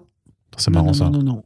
Mais je te rappelle que j'ai mis 10 mois à signer le deal avec Aftershock. Donc ça explique peut-être aussi. Puis le marché de la BD espagnole n'est pas du tout le même que chez nous. Je pense que ça explique beaucoup de choses. Le fait que j'ai passé 10 mois explique aussi peut-être la difficulté d'autres éditeurs à se battre pour avoir certains titres. Faut s'accrocher avec eux. Donc Duns, tu repars aussi sur le dos toilé. Je sais pas. Là pour le coup, on est en vraie réflexion sur le format parce qu'on nous a fait plusieurs fois la réflexion que c'était pas nécessairement adapté. Je suis pas 100% d'accord, mais je comprends très bien. Donc là, on est en train de réfléchir sur le format. Donc pour l'instant, j'ai pas de réponse. Je sais pas si on le sortira justement vraiment à l'identique de la version norvégienne avec juste un titre, ou en splitté en 2. Peut-être au format franco-belge, peut-être, tu vois, splitté, tu vois, en 2 formats de 100 pages. Ça se fait, ça ? Ouais, non, là pour l'instant, c'est le seul titre pour l'instant où j'ai pas de réponse. Parce que tu auras aussi une problématique que si jamais tu changes le format entre le tome 1 et le tome 2, que y a ceux qui ont pris le tome 1 vont se dire ah, c'est dépareillé, c'est pas la même chose. Mais Nicolas Beaujoin, salaud. Ouais, mais en fait, l'idée, c'est peut-être justement d'avoir une première édition. Tu vois, ce qu'on n'a pas fait sur le premier parce qu'on pouvait pas se le permettre de sortir. Sous deux formats différents. Ouais, là, je réfléchis à me dire, est-ce qu'on le sort pas d'abord peut-être en souple, tu vois, ou un format, tu vois, moins cher, pour faire une belle version après derrière. Enfin, je réfléchis à la question encore en ce moment. Vraiment, D'accord, ouais. Donc c'est encore à l'état de réflexion. Ouais. Ce qui va nous permettre d'aborder le volet suivant, qui est vraiment le côté création, en fait, puisque à la base, alors moi je me rappelle quand même que normalement les créations devaient sortir cette année. Oui. Et donc tout a été décalé. Et donc c'est là que je passe en mode Didier. Non, c'est pas Bourdin, il s'appelle comment? Si c'est Didier Bourdin. Non, parce que je confonds avec Didier Bourdon. Mais du coup Bourdin sur RMC BFM. Je suis pas très calé là-dessus non plus. Monsieur Beaujoin. Vous n'avez pas honte.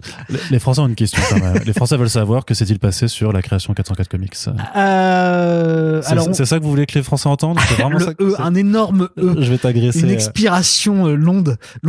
Parce qu'on parle du coup de Mundus. Ouais, alors en Mundus, fait, on devait avoir Big Under qui devait sortir là, en fait, en novembre cette année. Mais en fait, Alex Nieto a eu des problèmes de santé et donc j'ai préféré ne pas l'agresser et lui laisser le temps de travailler à son rythme sans se refaire mal, on va dire.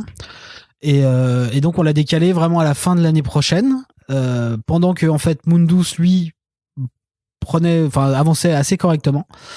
Et même si Mundus devait sortir en janvier, j'ai préféré aussi le décaler là pour une autre raison, qui est que je voulais qu'on ait le temps de préparer le terrain pour la sortie en fait des créas, parce que je me suis rendu compte, si tu veux, avec les difficultés qu'on avait justement sur le secteur comics, qu'il fallait donc un autre environnement pour pouvoir le défendre. Et donc nos créas sortiront aussi en graphique, parce qu'on ira le défendre justement en format agrandi sur le franco-belge, qui sera encore plus agrandi que Automnal ou Everything. Donc on est sur des albums de 1 mètre de 25 je crois même. 25 du coup j'imagine qu'en plus ce sera très facile pour la femme. Non, c'est pas immense, hein. On doit être sur du 30 cm, tu vois. Mais on s'est dit que nos créas méritaient en fait d'être défendus, d'aller toucher les gens qui ont l'habitude de lire autre chose, et donc voilà, je me suis arrêté sur ce format-là pour pas non plus multiplier les formats, en avoir 3, tu vois, pour l'instant. À part Mundus, pas Mundus, Duns, où on est encore en réflexion, mais finira peut-être dans un des formats, tu vois. Mais donc on fera un 120 pages agrandi en tout cas pour Mundus, qui sortira donc en mai de mémoire. Ouais, Mundus c'est en mai, ouais. Et donc ce type de science-fiction, en fait, où des gens se baladent entre univers parallèles. Comment tu le présentes, Mundus, donc de Laurent Kessy, justement? Ouais, donc écrit par Laurent Kessy, donc qui a traduit Everything, qui est donc un auteur spécialiste d'Alan Moore, spécialiste de Philippe Cadic, qui a même travaillé, c'est lui qui a packagé, on va dire, tous les textes de présentation pour les éditions Quarto chez Gallimard des nouvelles de Philippe Cadic, qui est un romancier, qui a fait vraiment beaucoup de choses, et qui est surtout un très bon ami, voilà, quelqu'un que j'aime énormément.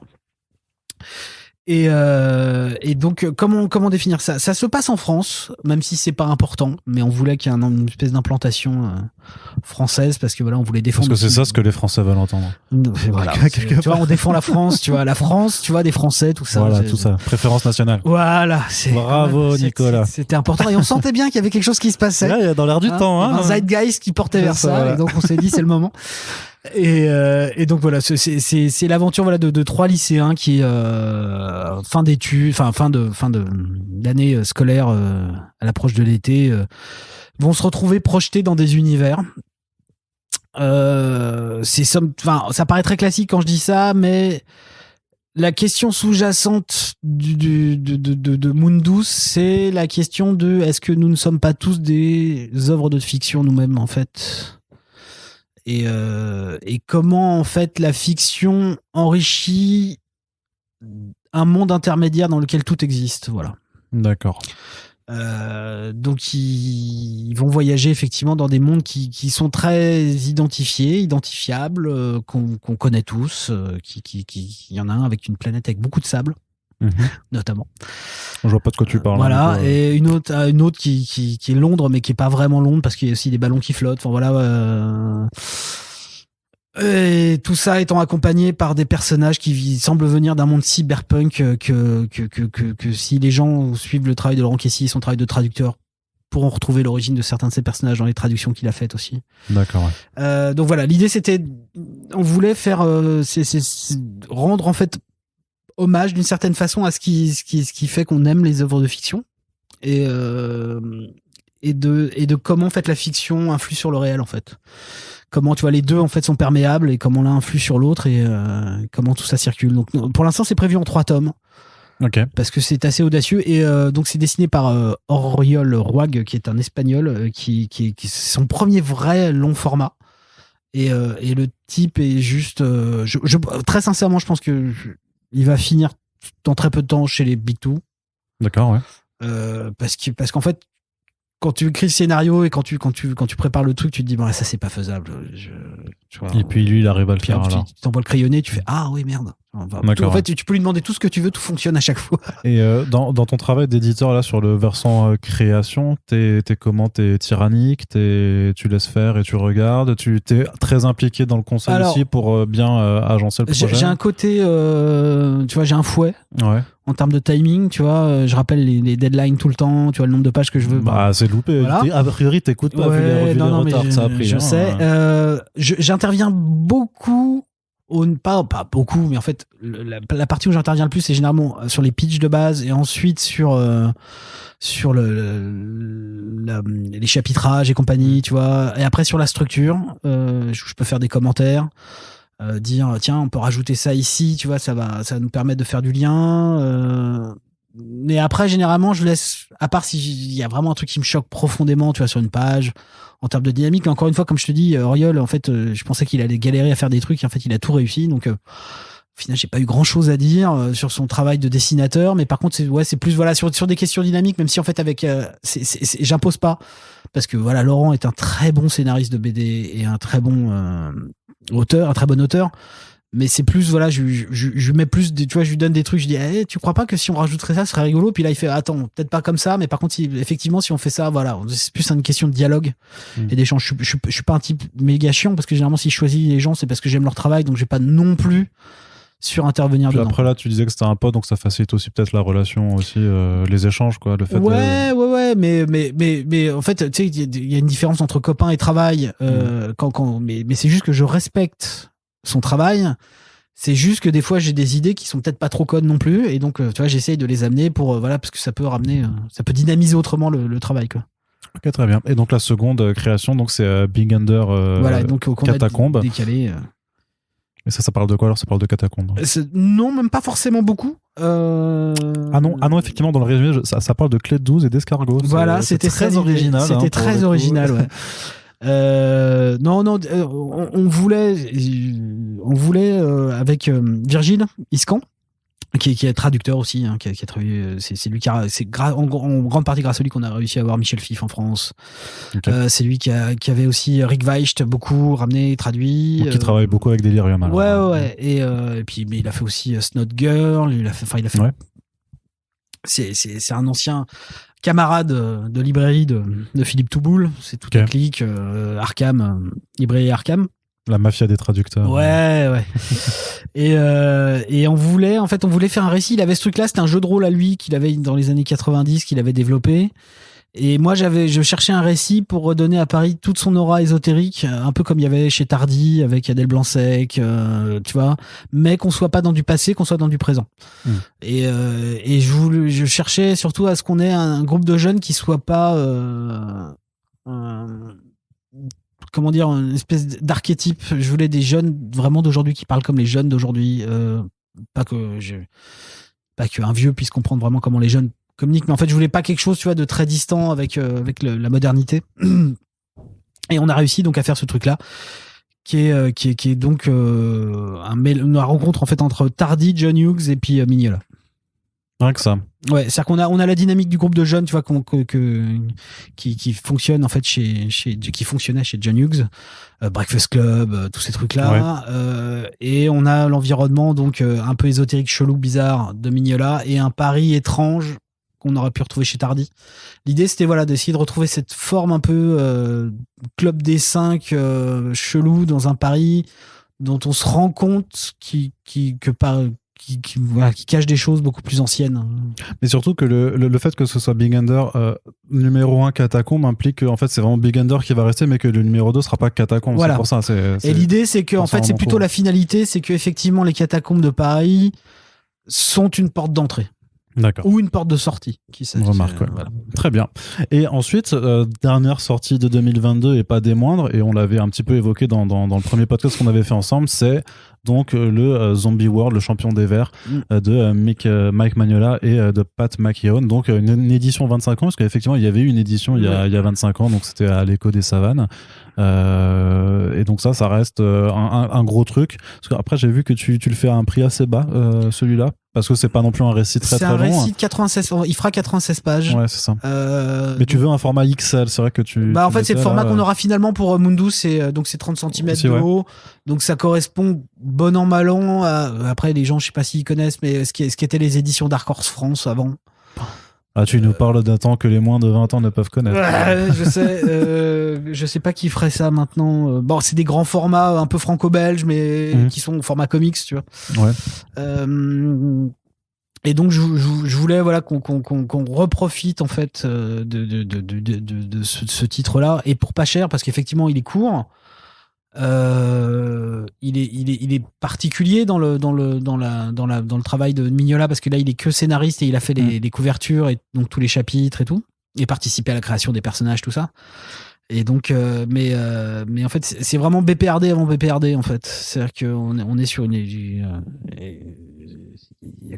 y a un vieux sarcophage qui va être ouvert avec le maître des vers. Qui doit mener à l'apocalypse et à l'arrivée des zombies sur Terre, tout ça. Et c'est un récit très court, très fun, très pulp, vraiment qui fonctionne plutôt comme un hommage à Yves Chaland, pour ceux qui aiment le franco-belge des années 70-80. Et donc c'est très fun, très drôle, c'est très court, mais c'est un titre dont moi j'étais amoureux depuis des années, qui n'était pas réédité, donc j'en ai profité pour sauter dessus, et effectivement pour faire un belle édition pas chère. Justement, les droits étaient où alors? Ils étaient retournés? Ils étaient chez Dark Horse, et donc ils étaient repartis chez Dark Horse, et Delcourt avait pas pensé peut-être que ce titre existait encore ou qu'il avait un intérêt. Après, il pouvait aussi trouver sans intérêt. Moi, c'est un titre que j'aime énormément à titre personnel, parce qu'il avait été, on avait parlé la première fois, édité par mon oncle à l'époque. Oui, c'est ça, ouais. Et donc quand j'ai vu qu'il était encore disponible, je me suis dit on peut pas refuser ce titre-là parce que je l'aime moi d'amour, et que c'est du Mignola qui n'est plus disponible, même s'il n'est que scénariste, mais bon, ses dessins sont quand même sur les couvertures, et donc je me disais, tu vois, faire un type, et Pat McKeown est un peu sorti de sa carrière, parce que même si on va le redécouvrir, parce que Grendel va sortir chez Urban, et il a fait Grendel Warchild, qui est sûrement la meilleure partie de Grendel. Et donc ça me permettait de remettre un peu au goût du jour le travail de Pat McKeown, qui est un mec adorable, qui est un mec qui a travaillé aussi sur Hellboy, mais sur Young Hellboy, je sais plus quoi, les aventures du jeune Hellboy. Là, je t'avoue, je l'ai pas. Ma mémoire me joue droit de tour. Mais voilà, c'est un artiste qui a fait beaucoup de choses, qui maintenant travaille beaucoup dans l'animation, et qui a un peu abandonné la BD. C'est dommage, mais bon, je pense qu'arrivé à un certain âge, t'as peut-être envie de passer à autre chose que de crayonner comme un dingue sur ta table. Mais donc voilà, ça fera donc ce titre-là, 96 pages, 13 €. Maintenant, les prix que t'as, bon, effectivement, ils sont... Oui, parce qu'il y a un truc qui s'appelle la crise du papier des matières premières. Et ouais, c'est ça. Est-ce que c'est des prix qui vont rester fixes, ou est-ce que parce qu'on a vu, donc Panini Comics a déjà été le premier à annoncer une augmentation sur ses tarifs à partir du 1er janvier 2022. À l'heure où on enregistre ce podcast, on ne sait pas si d'autres maisons d'édition doivent suivre le pas, mais on suppose qu'ils ne seront pas les seuls. En tout cas, ce serait un petit peu bizarre. Est-ce que toi, effectivement, c'est quelque chose que tu sens venir, parce que cette crise, elle concerne littéralement tous les acteurs du monde de l'édition. Aujourd'hui, à l'heure d'aujourd'hui où on enregistre ce podcast, donc le 4 décembre 2021. Voilà, les prix ne changeront pas. Voilà. Maintenant, s'il change, je repasserai en mode bourdin voilà. et je reviendrai te voir voilà, là-dessus. Et je ferai un mea culpa. Mais c'est trop. En fait, on n'a pas suffisamment d'informations aujourd'hui pour répondre sur les titres qui seront là dans 6, 8, 9 mois. Tout ce que je peux dire, c'est que We Live fera 160 pages et sera à 16,90. Ce prix-là est maintenu. C'est ce qu'on avait prévu depuis le début. De toute façon, le prix qui est d'une augmentation, les gens pourraient considérer que c'est une augmentation parce qu'on avait sorti Big Girl, c'était 15,90. Jonah 14,95 ou 99 de mémoire, non 95 je crois. Et donc 16,90 ce sera un des prix les plus chers qu'on a fabriqué, enfin pratiqué pour un titre, tu vois, de ce type-là, on va dire, de ce gabarit-là. Mais en fait, c'est juste que c'est le compte d'exploitation par rapport aux ventes, tu vois, du marché, ce qu'on pouvait espérer faire sur le titre, ce qu'on avait payé pour avoir le titre et tout. Le prix n'a pas changé. Donc, effectivement, je paye plus cher le papier, mais je considère pour l'instant, que je n'ai pas à le répercuter sur les acheteurs et les lecteurs. D'accord. Mais ça ne veut pas dire que si effectivement demain on a encore une augmentation encore plus brutale du prix du papier, je serais potentiellement obligé de l'impacter sur le prix de vente TTC, mais pour l'instant tu croises les doigts, quoi. Ouais, moi ce que je te disais en off tout à l'heure et que je vais dire aux gens, c'est que moi mon problème il est plutôt d'avoir le papier plutôt que le prix du papier.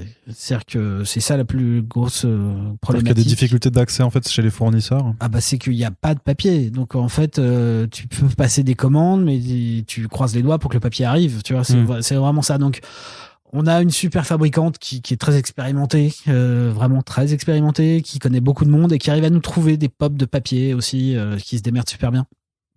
Donc ça ira. Je suis sur à peu près le même papier pour tous nos titres. We Live est sur du papier, ce sera notre premier sur papier couché.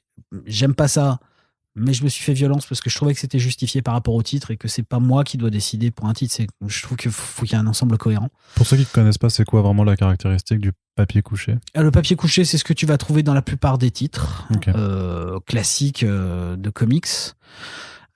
C'est un papier, donc les gens considèrent ce papier brillant, ils appellent ça papier brillant, puis papier mat quand c'est du papier offset. Moi je suis plutôt un amateur de papier offset, mais ça ne fonctionne pas forcément pour tous les titres. Et là, We Live a une colorisation très moderne et je voulais quand même respecter cette approche de couleur. Ouais. Mais j'ai trouvé un papier qui me va très bien. En plus, j'aime pas moi quand le coucher colle en fait avec des feuilles trop fines. Généralement, la moyenne, je pense, c'est du 120 grammes que les imprimeurs doivent utiliser en France. Et les éditeurs, Panini, Urban, Delcourt. Moi, je suis passé sur du 150 pour avoir justement plus d'air, en fait. Je voulais que les pages aient une bonne tenue et beaucoup plus d'air entre elles. Ça fera un volume un peu plus épais, alors aussi. Non, parce que ce sera finalement un des plus fins qu'on a fait, hein, je pense, au final, parce que 160 pages en couché, c'est beaucoup plus fin. D'accord. Mais donc ce sera le seul. Donc ça, le papier, tout est bon, on a tout, c'est en fab, il y a aucun problème. Après le reste, c'est de l'amber graphique, c'est ce qu'on utilise en grande majorité parce que c'est le papier que je préfère en offset. On aura juste Zombie World où là, mais c'est la fin d'année prochaine, donc, en espérant que d'ici là j'ai réussi à trouver un stock qui me convient. J'irai sur de l'offset, ce qu'on appelle moi j'appelle ça de l'offset à bois. C'est-à-dire que c'est de l'offset vraiment très granuleux parce que je veux vraiment le mettre dans un côté très vintage, voilà, tu vois, vraiment très pulp, et donc je veux qu'il y ait du grain sous le doigt, un peu comme a fait Delirium, c'est pas Delirium, c'est Delirium, la réédition des Creepy Larry de Corben. Mais c'est un papier léger parce que moi j'ai trouvé il est super léger parce qu'en fait le bouquin est monstrueux et je l'ai sous-pesé, je fais mais c'est du papier à bois. D'accord. C'est ce qu'on appelle du papier quand on fait la blague entre nous, en fait on dit que c'est du papier avec de l'arbre dedans, tu vois. D'accord. C'est super drôle. C'est quasiment de l'écorce. Désolé. C'est marrant. Pardon. Mais donc voilà. Donc pour l'instant, ça sympa vos soirées entre éditeurs et imprimeurs. La grosse déconne. Ah non, c'est complètement dingue. Pardon. Mais donc voilà. Donc pour l'instant, voilà, pas de changement de tarif. Et de toute façon, à part si vraiment le papier, il y a une augmentation de 1000%. Jonah restera à 14,95 parce qu'on a commencé une série et je veux pas du tout que les gens payent plus cher pour une série qui est entamée. Je trouverais ça vraiment, vraiment violent. Donc j'ai pas envie. Puis je veux que ça reste en dessous de 15 €. Puis je pense aussi, c'est vrai que le prix fait quand même partie des problématiques quand t'es grand consommateur de BD. Et qu'il faut quand même qu'on soit sur des prix qui soient acceptables, quoi. C'est compliqué, hein. C'est des sacrifices et tout, mais pour moi, c'est important, comme le fait de toujours fabriquer en France est aussi super important pour moi, c'est que tous nos titres sont fabriqués en France. Du coup, c'est juste que ta piscine en marbre, a priori, attendra un petit peu plus encore longtemps. Je fais le trou à la main. C'est ça. Et le dernier point abordé sur ton... Là, c'est déjà un peu s'avancer sur 2023, mais tu l'as quand même présenté. Donc, c'est aussi une créa, si je ne m'abuse, hein, qui s'appelle donc Le Dernier Jour de Lovecraft. Alors, Le Dernier Jour de Howard Philip Lovecraft, sinon Romuald va m'engueuler. Ah, mais sur la couverture que tu m'avais passée, c'était Le Dernier Jour. Il m'a engueulé, c'est pour ça que je te dis ça. D'accord. Il m'a engueulé gentiment. Donc de Romuald Giulivo et illustré par Jakub Rebelka. Oui. Alors qu'est-ce que c'est que ce dernier jour de Howard Philip Lovecraft? Voilà, tout est dans le titre. C'est le dernier jour de Howard Philip Lovecraft. Le dernier jour de sa vie. Le dernier jour de sa vie, mais surtout presque, en fait, peut-être la dernière seconde. Voilà, c'est vraiment c'est Howard Philip Lovecraft, le littérateur, comme on va dire, l'auteur, le romancier, le jour de sa mort, donc au moment de sa mort en fait, son dernier voyage et le dernier moment où il doit faire face à ce qu'il a été, ce qu'il a fait et ce qu'il va laisser, et surtout est-ce qu'il accepte de le laisser. D'accord. Voilà, c'est sur quel registre que tu décris un peu cette BD alors? C'est de l'horreur, c'est de l'ésotérisme? Il y aurait pas de genre pour le définir, parce qu'il y a tout aussi, encore une fois, dedans. Ouais. Maintenant, parce que tout, du coup, c'est everything, ça n'a rien à voir. Ouais. En fait, c'est Romuald qui m'a envoyé ça. C'était un ami de Laurent, on se connaissait pas. Il m'a envoyé, il m'a dit, écoute, ça fait une proposition alors, c'est ça? Ouais, il m'a envoyé le truc. Il m'a dit, écoute, ça fait 10 ans que je travaille sur ce truc. Vu ce que Laurent me dit de toi, j'ai envie d'avoir ton retour dessus. Et il me l'a envoyé, et alors là j'ai lu le truc mais tout de suite je l'ai rappelé, mais au téléphone. J'ai dit c'est bon, on y va, tout de suite, on y va à fond. Mais il n'y avait pas encore de dessinateur. Non, il n'y avait pas encore de dessinateur. J'avais tout qui était écrit, mais vraiment comme un roman avec des dialogues, tu vois, mais très romancé, voilà. Mais prédécoupé avec une structure très réfléchie, avec tant de pages d'intro, tant de pages de sortie qui se répondent en miroir et tout. Parce qu'il avait passé vraiment des années à écrire ce truc, et je trouvais ça surtout brillant, en fait. Voilà, je trouvais le texte brillant. Je suis un fan de Lovecraft, mais je suis pas un amateur nécessairement de tout ce qui a été fait sur Lovecraft en termes de... Je trouve qu'on en fait trop sur le côté horrifique et tout, machin. Moi, ce qui m'intéresse, c'est vraiment le littérateur pur, sa forme de prose, son rapport à la littérature anglaise, son rapport à la littérature américaine, son placement dans cette histoire-là. C'est là qu'il est intéressant. Il est intéressant aussi pour son racisme, tu vois, qui représente aussi une certaine époque, pour l'évolution qu'il a eue sur son rapport aussi à la politique. C'est-à-dire qu'il a fini vraiment limite d'extrême droite, et il a fini plutôt socialiste, en fait. Donc il y a plein de choses intéressantes qui se rencontrent, qui se bousculent, et Romuald, il a réussi à écrire quelque chose, voilà, qui est la fin d'un homme, la fin d'un romancier, et surtout l'acceptation de la part de cet homme, ou en tout cas l'idée qu'on essaye d'en avoir, qui est l'idée de se dire je veux disparaître, parce que c'était son idée, son radicalisme athéiste, tu vois, son athéisme mécaniste, comme on dit, pur, en fait, qu'il disait non, moi je meurs, quoi, m'emmerdez pas. Et là on confronte Lovecraft à l'idée de oui mais non, parce que tu as écrit, et si tu as écrit, tu resteras. En fait. Donc tout ce que je peux dire, c'est qu'il va rencontrer tous ceux qui l'ont fait rester, et d'autres qui sont restés, d'autres que lui. Il y a notamment un dialogue avec Borges, et il va être même confronté potentiellement à des personnages, des auteurs connus, certains avec une grande barbe, d'autres plutôt anglais, qui a écrit des trucs sur des marchands de sable. On va le faire rencontrer, en fait, tous ceux qui vont l'amener à la postérité, et le questionner sur la question de la postérité, et est-ce qu'on peut partir sereinement ou non. Voilà. Ok. C'est fabuleux. Et donc c'est dessiné par Jakub Rebelka, donc qui est notamment connu pour avoir travaillé sur pas mal de titres chez Boom, Judas, Origins récemment. Il a fait pas mal de couvertures chez Marvel, du Doctor Strange. Là récemment aussi, il a fait pas mal de couvertures sur Buffy chez Boom. Enfin, il a fait aussi un titre chez Achilleos d'ailleurs, il y a quelques années, Le Temps des chiens, ou un truc comme ça, un truc avec des chiens dedans, en noir et blanc. Mais c'est un artiste de BD et peintre en même temps. Il a quelque chose de Sienkiewicz dans son déformation des personnages. Et ce qui est drôle, c'est que j'avais deux options, enfin j'avais deux idées en tête, un dessinateur italien et lui. Quand le projet, on a décidé de le faire, et j'ai appelé Jacob en premier. Et je lui ai dit, bah voilà, on fait un truc sur Lovecraft. J'adore tout ce que t'as fait. Et est-ce que ça te tenterait? Et là, il m'a répondu en m'envoyant en fait des illustrations qu'il avait fait des poèmes de Lovecraft. Et heureux hasard. Il m'a dit, ouais, je pense qu'on va y arriver. Et j'ai fait super. Donc voilà, et donc on lui a fait traduire le texte en polonais pour qu'il soit vraiment à l'aise avec toute la structuration du truc. Et puis il fait un travail. Enfin, à chaque fois que je reçois des trucs, j'ai l'impression que c'est un peintre qui m'envoie des tableaux en fait, quoi. Et ça va être complètement fou. Peut-être qu'il sortira même avant, je sais pas. Hein, si on a fini dans les temps. Et tout. Tu serais prêt à avancer une date de sortie Ah bah potentiellement, si vraiment il était vraiment fini, c'est un titre qui pourrait avoir ses chances, tu vois, sur une période de Noël, quoi. Clairement, parce que ce sera un bel objet, un beau roman graphique au sens noble, tu vois. Mais je sais pas, hein, ça je dis ça comme ça. Hein, peut-être que ça n'arrivera pas du tout. Et puis en plus c'est un titre qu'on va vraiment défendre à l'étranger pour le coup. Ouais.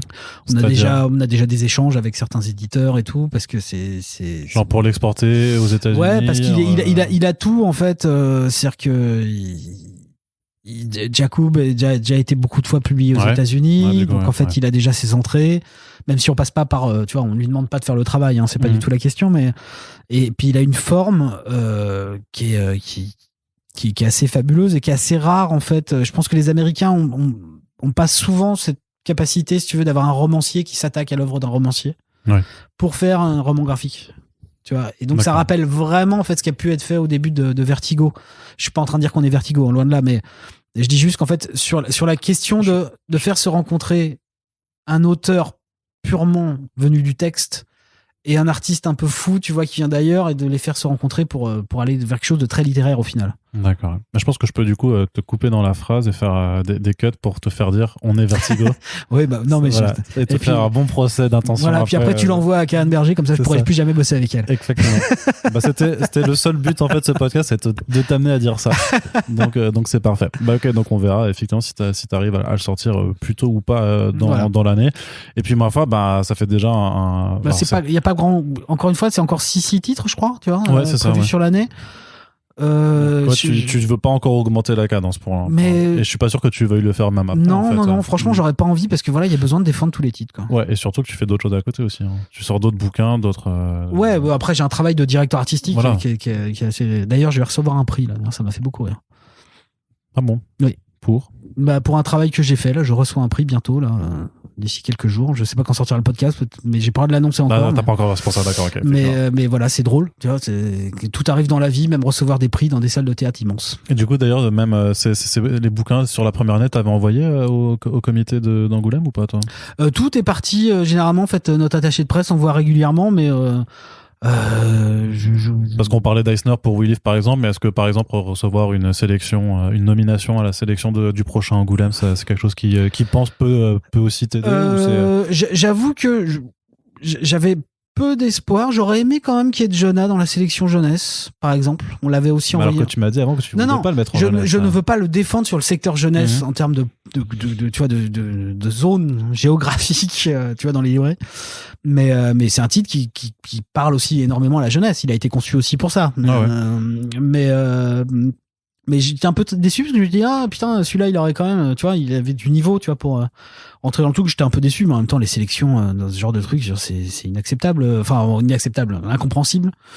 Et puis c'est complexe, et puis il y a beaucoup d'autres enjeux et tout. Mais écoute, moi je me battrais pour qu'on ait nos titres, tu vois, qui rentrent un jour, tu vois, Everything, tu vois, mériterait en tout cas à mon sens d'aller très loin. Ouais.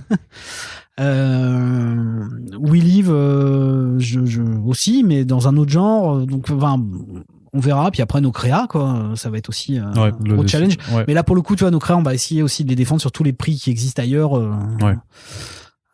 qui sont, parce que voilà, on rentre, tu vois, sur un nouveau secteur, tu vois, c'est excitant aussi, tu vois, c'est une nouvelle année, c'est-à-dire que on va tenter de nouvelles choses. On a nos créas qui sortent, qu'on développe de plus en plus, et on a d'autres choses qui arrivent aussi en créa qu'on est en train de mettre en place. Là, je suis en train de tenter de travailler avec un dessinateur argentin qui rêve de travailler sur un projet que je lui ai envoyé et qui m'a dit je finis ce projet avec Donny Cates et je suis à toi. D'accord. Ça m'a fait beaucoup rire parce que je me suis dit jamais je pensais que on m'écrirait un jour ça, tu vois. Je finis le truc avec Donny Cates. Mais donc on développe des trucs et puis j'espère que voilà, on va pouvoir aussi revoyager plus sereinement à un moment donné pour aller pouvoir les défendre et les présenter à l'étranger. Tu vois, enfin, il y a plein de choses. Ou même à l'inverse de faire venir des gens. Alors là, tu parles des frères Miranda tu peux faire venir ils de sont à Madrid, donc c'est facile. C'est plutôt simple, mais à terme de faire venir. On fera venir, tu vois, par exemple, Yann est d'accord, même si la perfide Albion le laisse sortir de son île maudite, normalement Yann devrait pouvoir venir pour défendre Everything. Je rêverais que Christopher Cantwell puisse venir aussi, tu vois, ce serait super parce que il a beaucoup de choses qui sortent en ce moment, hein, Cantwell, donc et tout est bon. Il y a rien acheté. Le seul truc que j'ai pas lu, c'est son travail sur Iron Man, j'avoue. Là, pour le coup, franchement, c'est pas mal. Moi, j'aime bien. Ouais, c'est la partie que j'ai pas lu. Il fait quand même un arc en là où moi j'en suis, c'est sur plus de 12 numéros en fait, où ça s'arrête pas, où ça t'as vraiment pas cette structure pensée vraiment forcément pour TPB, donc c'est vraiment un truc en fait très long terme avec des sous-intrigues qui se glissent parfois sur un ou deux numéros, et je trouve que la construction est vachement intéressante par rapport à ce qui se fait d'habitude chez Marvel où c'est beaucoup plus quadrillé, donc je trouve qu'il est plutôt bon. Mais voilà, en tout cas, mais après c'était pas Marvel, c'est un truc à dire que j'ai lu le Docteur Doom, j'achète les TPB pour le coup, j'achète pas en chapitre, j'achète rien en super-héros, on va dire, ou en tout cas en Big Two. J'achète rien en single issue. Enfin, si, à part quand je veux me marrer, j'ai acheté son truc avec sur le Captain America. Qu'il avait fait parce que tout le monde avait gueulé justement sur un Captain America gay, donc je m'étais dit il faut absolument que je dise ça parce que ça va me faire marrer. J'ai trouvé ça très bien pour le coup. Je l'ai pas fait sur Jonathan Kent, le fils de Superman. Je l'ai pas fait parce que je lis pas de Superman, mais je pense que je vais l'achèterai juste pour lire, parce que j'aime bien quand les gens gueulent, ça me fait rire pour voir pourquoi ils gueulent. Et généralement, quand ils gueulent, c'est qu'ils n'ont pas lu, surtout. Non, mais c'est surtout qu'ils vont pas lire. Voilà, c'est surtout que généralement tu fais genre c'est bon très bien, mais j'aurais pas gueulé pour ça, mais ok. Non, si tout le monde ne gueulait pas comme toi, on s'en porterait certainement mieux. Moi, je gueule sur Dune. Ah oui, c'est vrai, on te l'a déjà dit, il faut que tu arrêtes.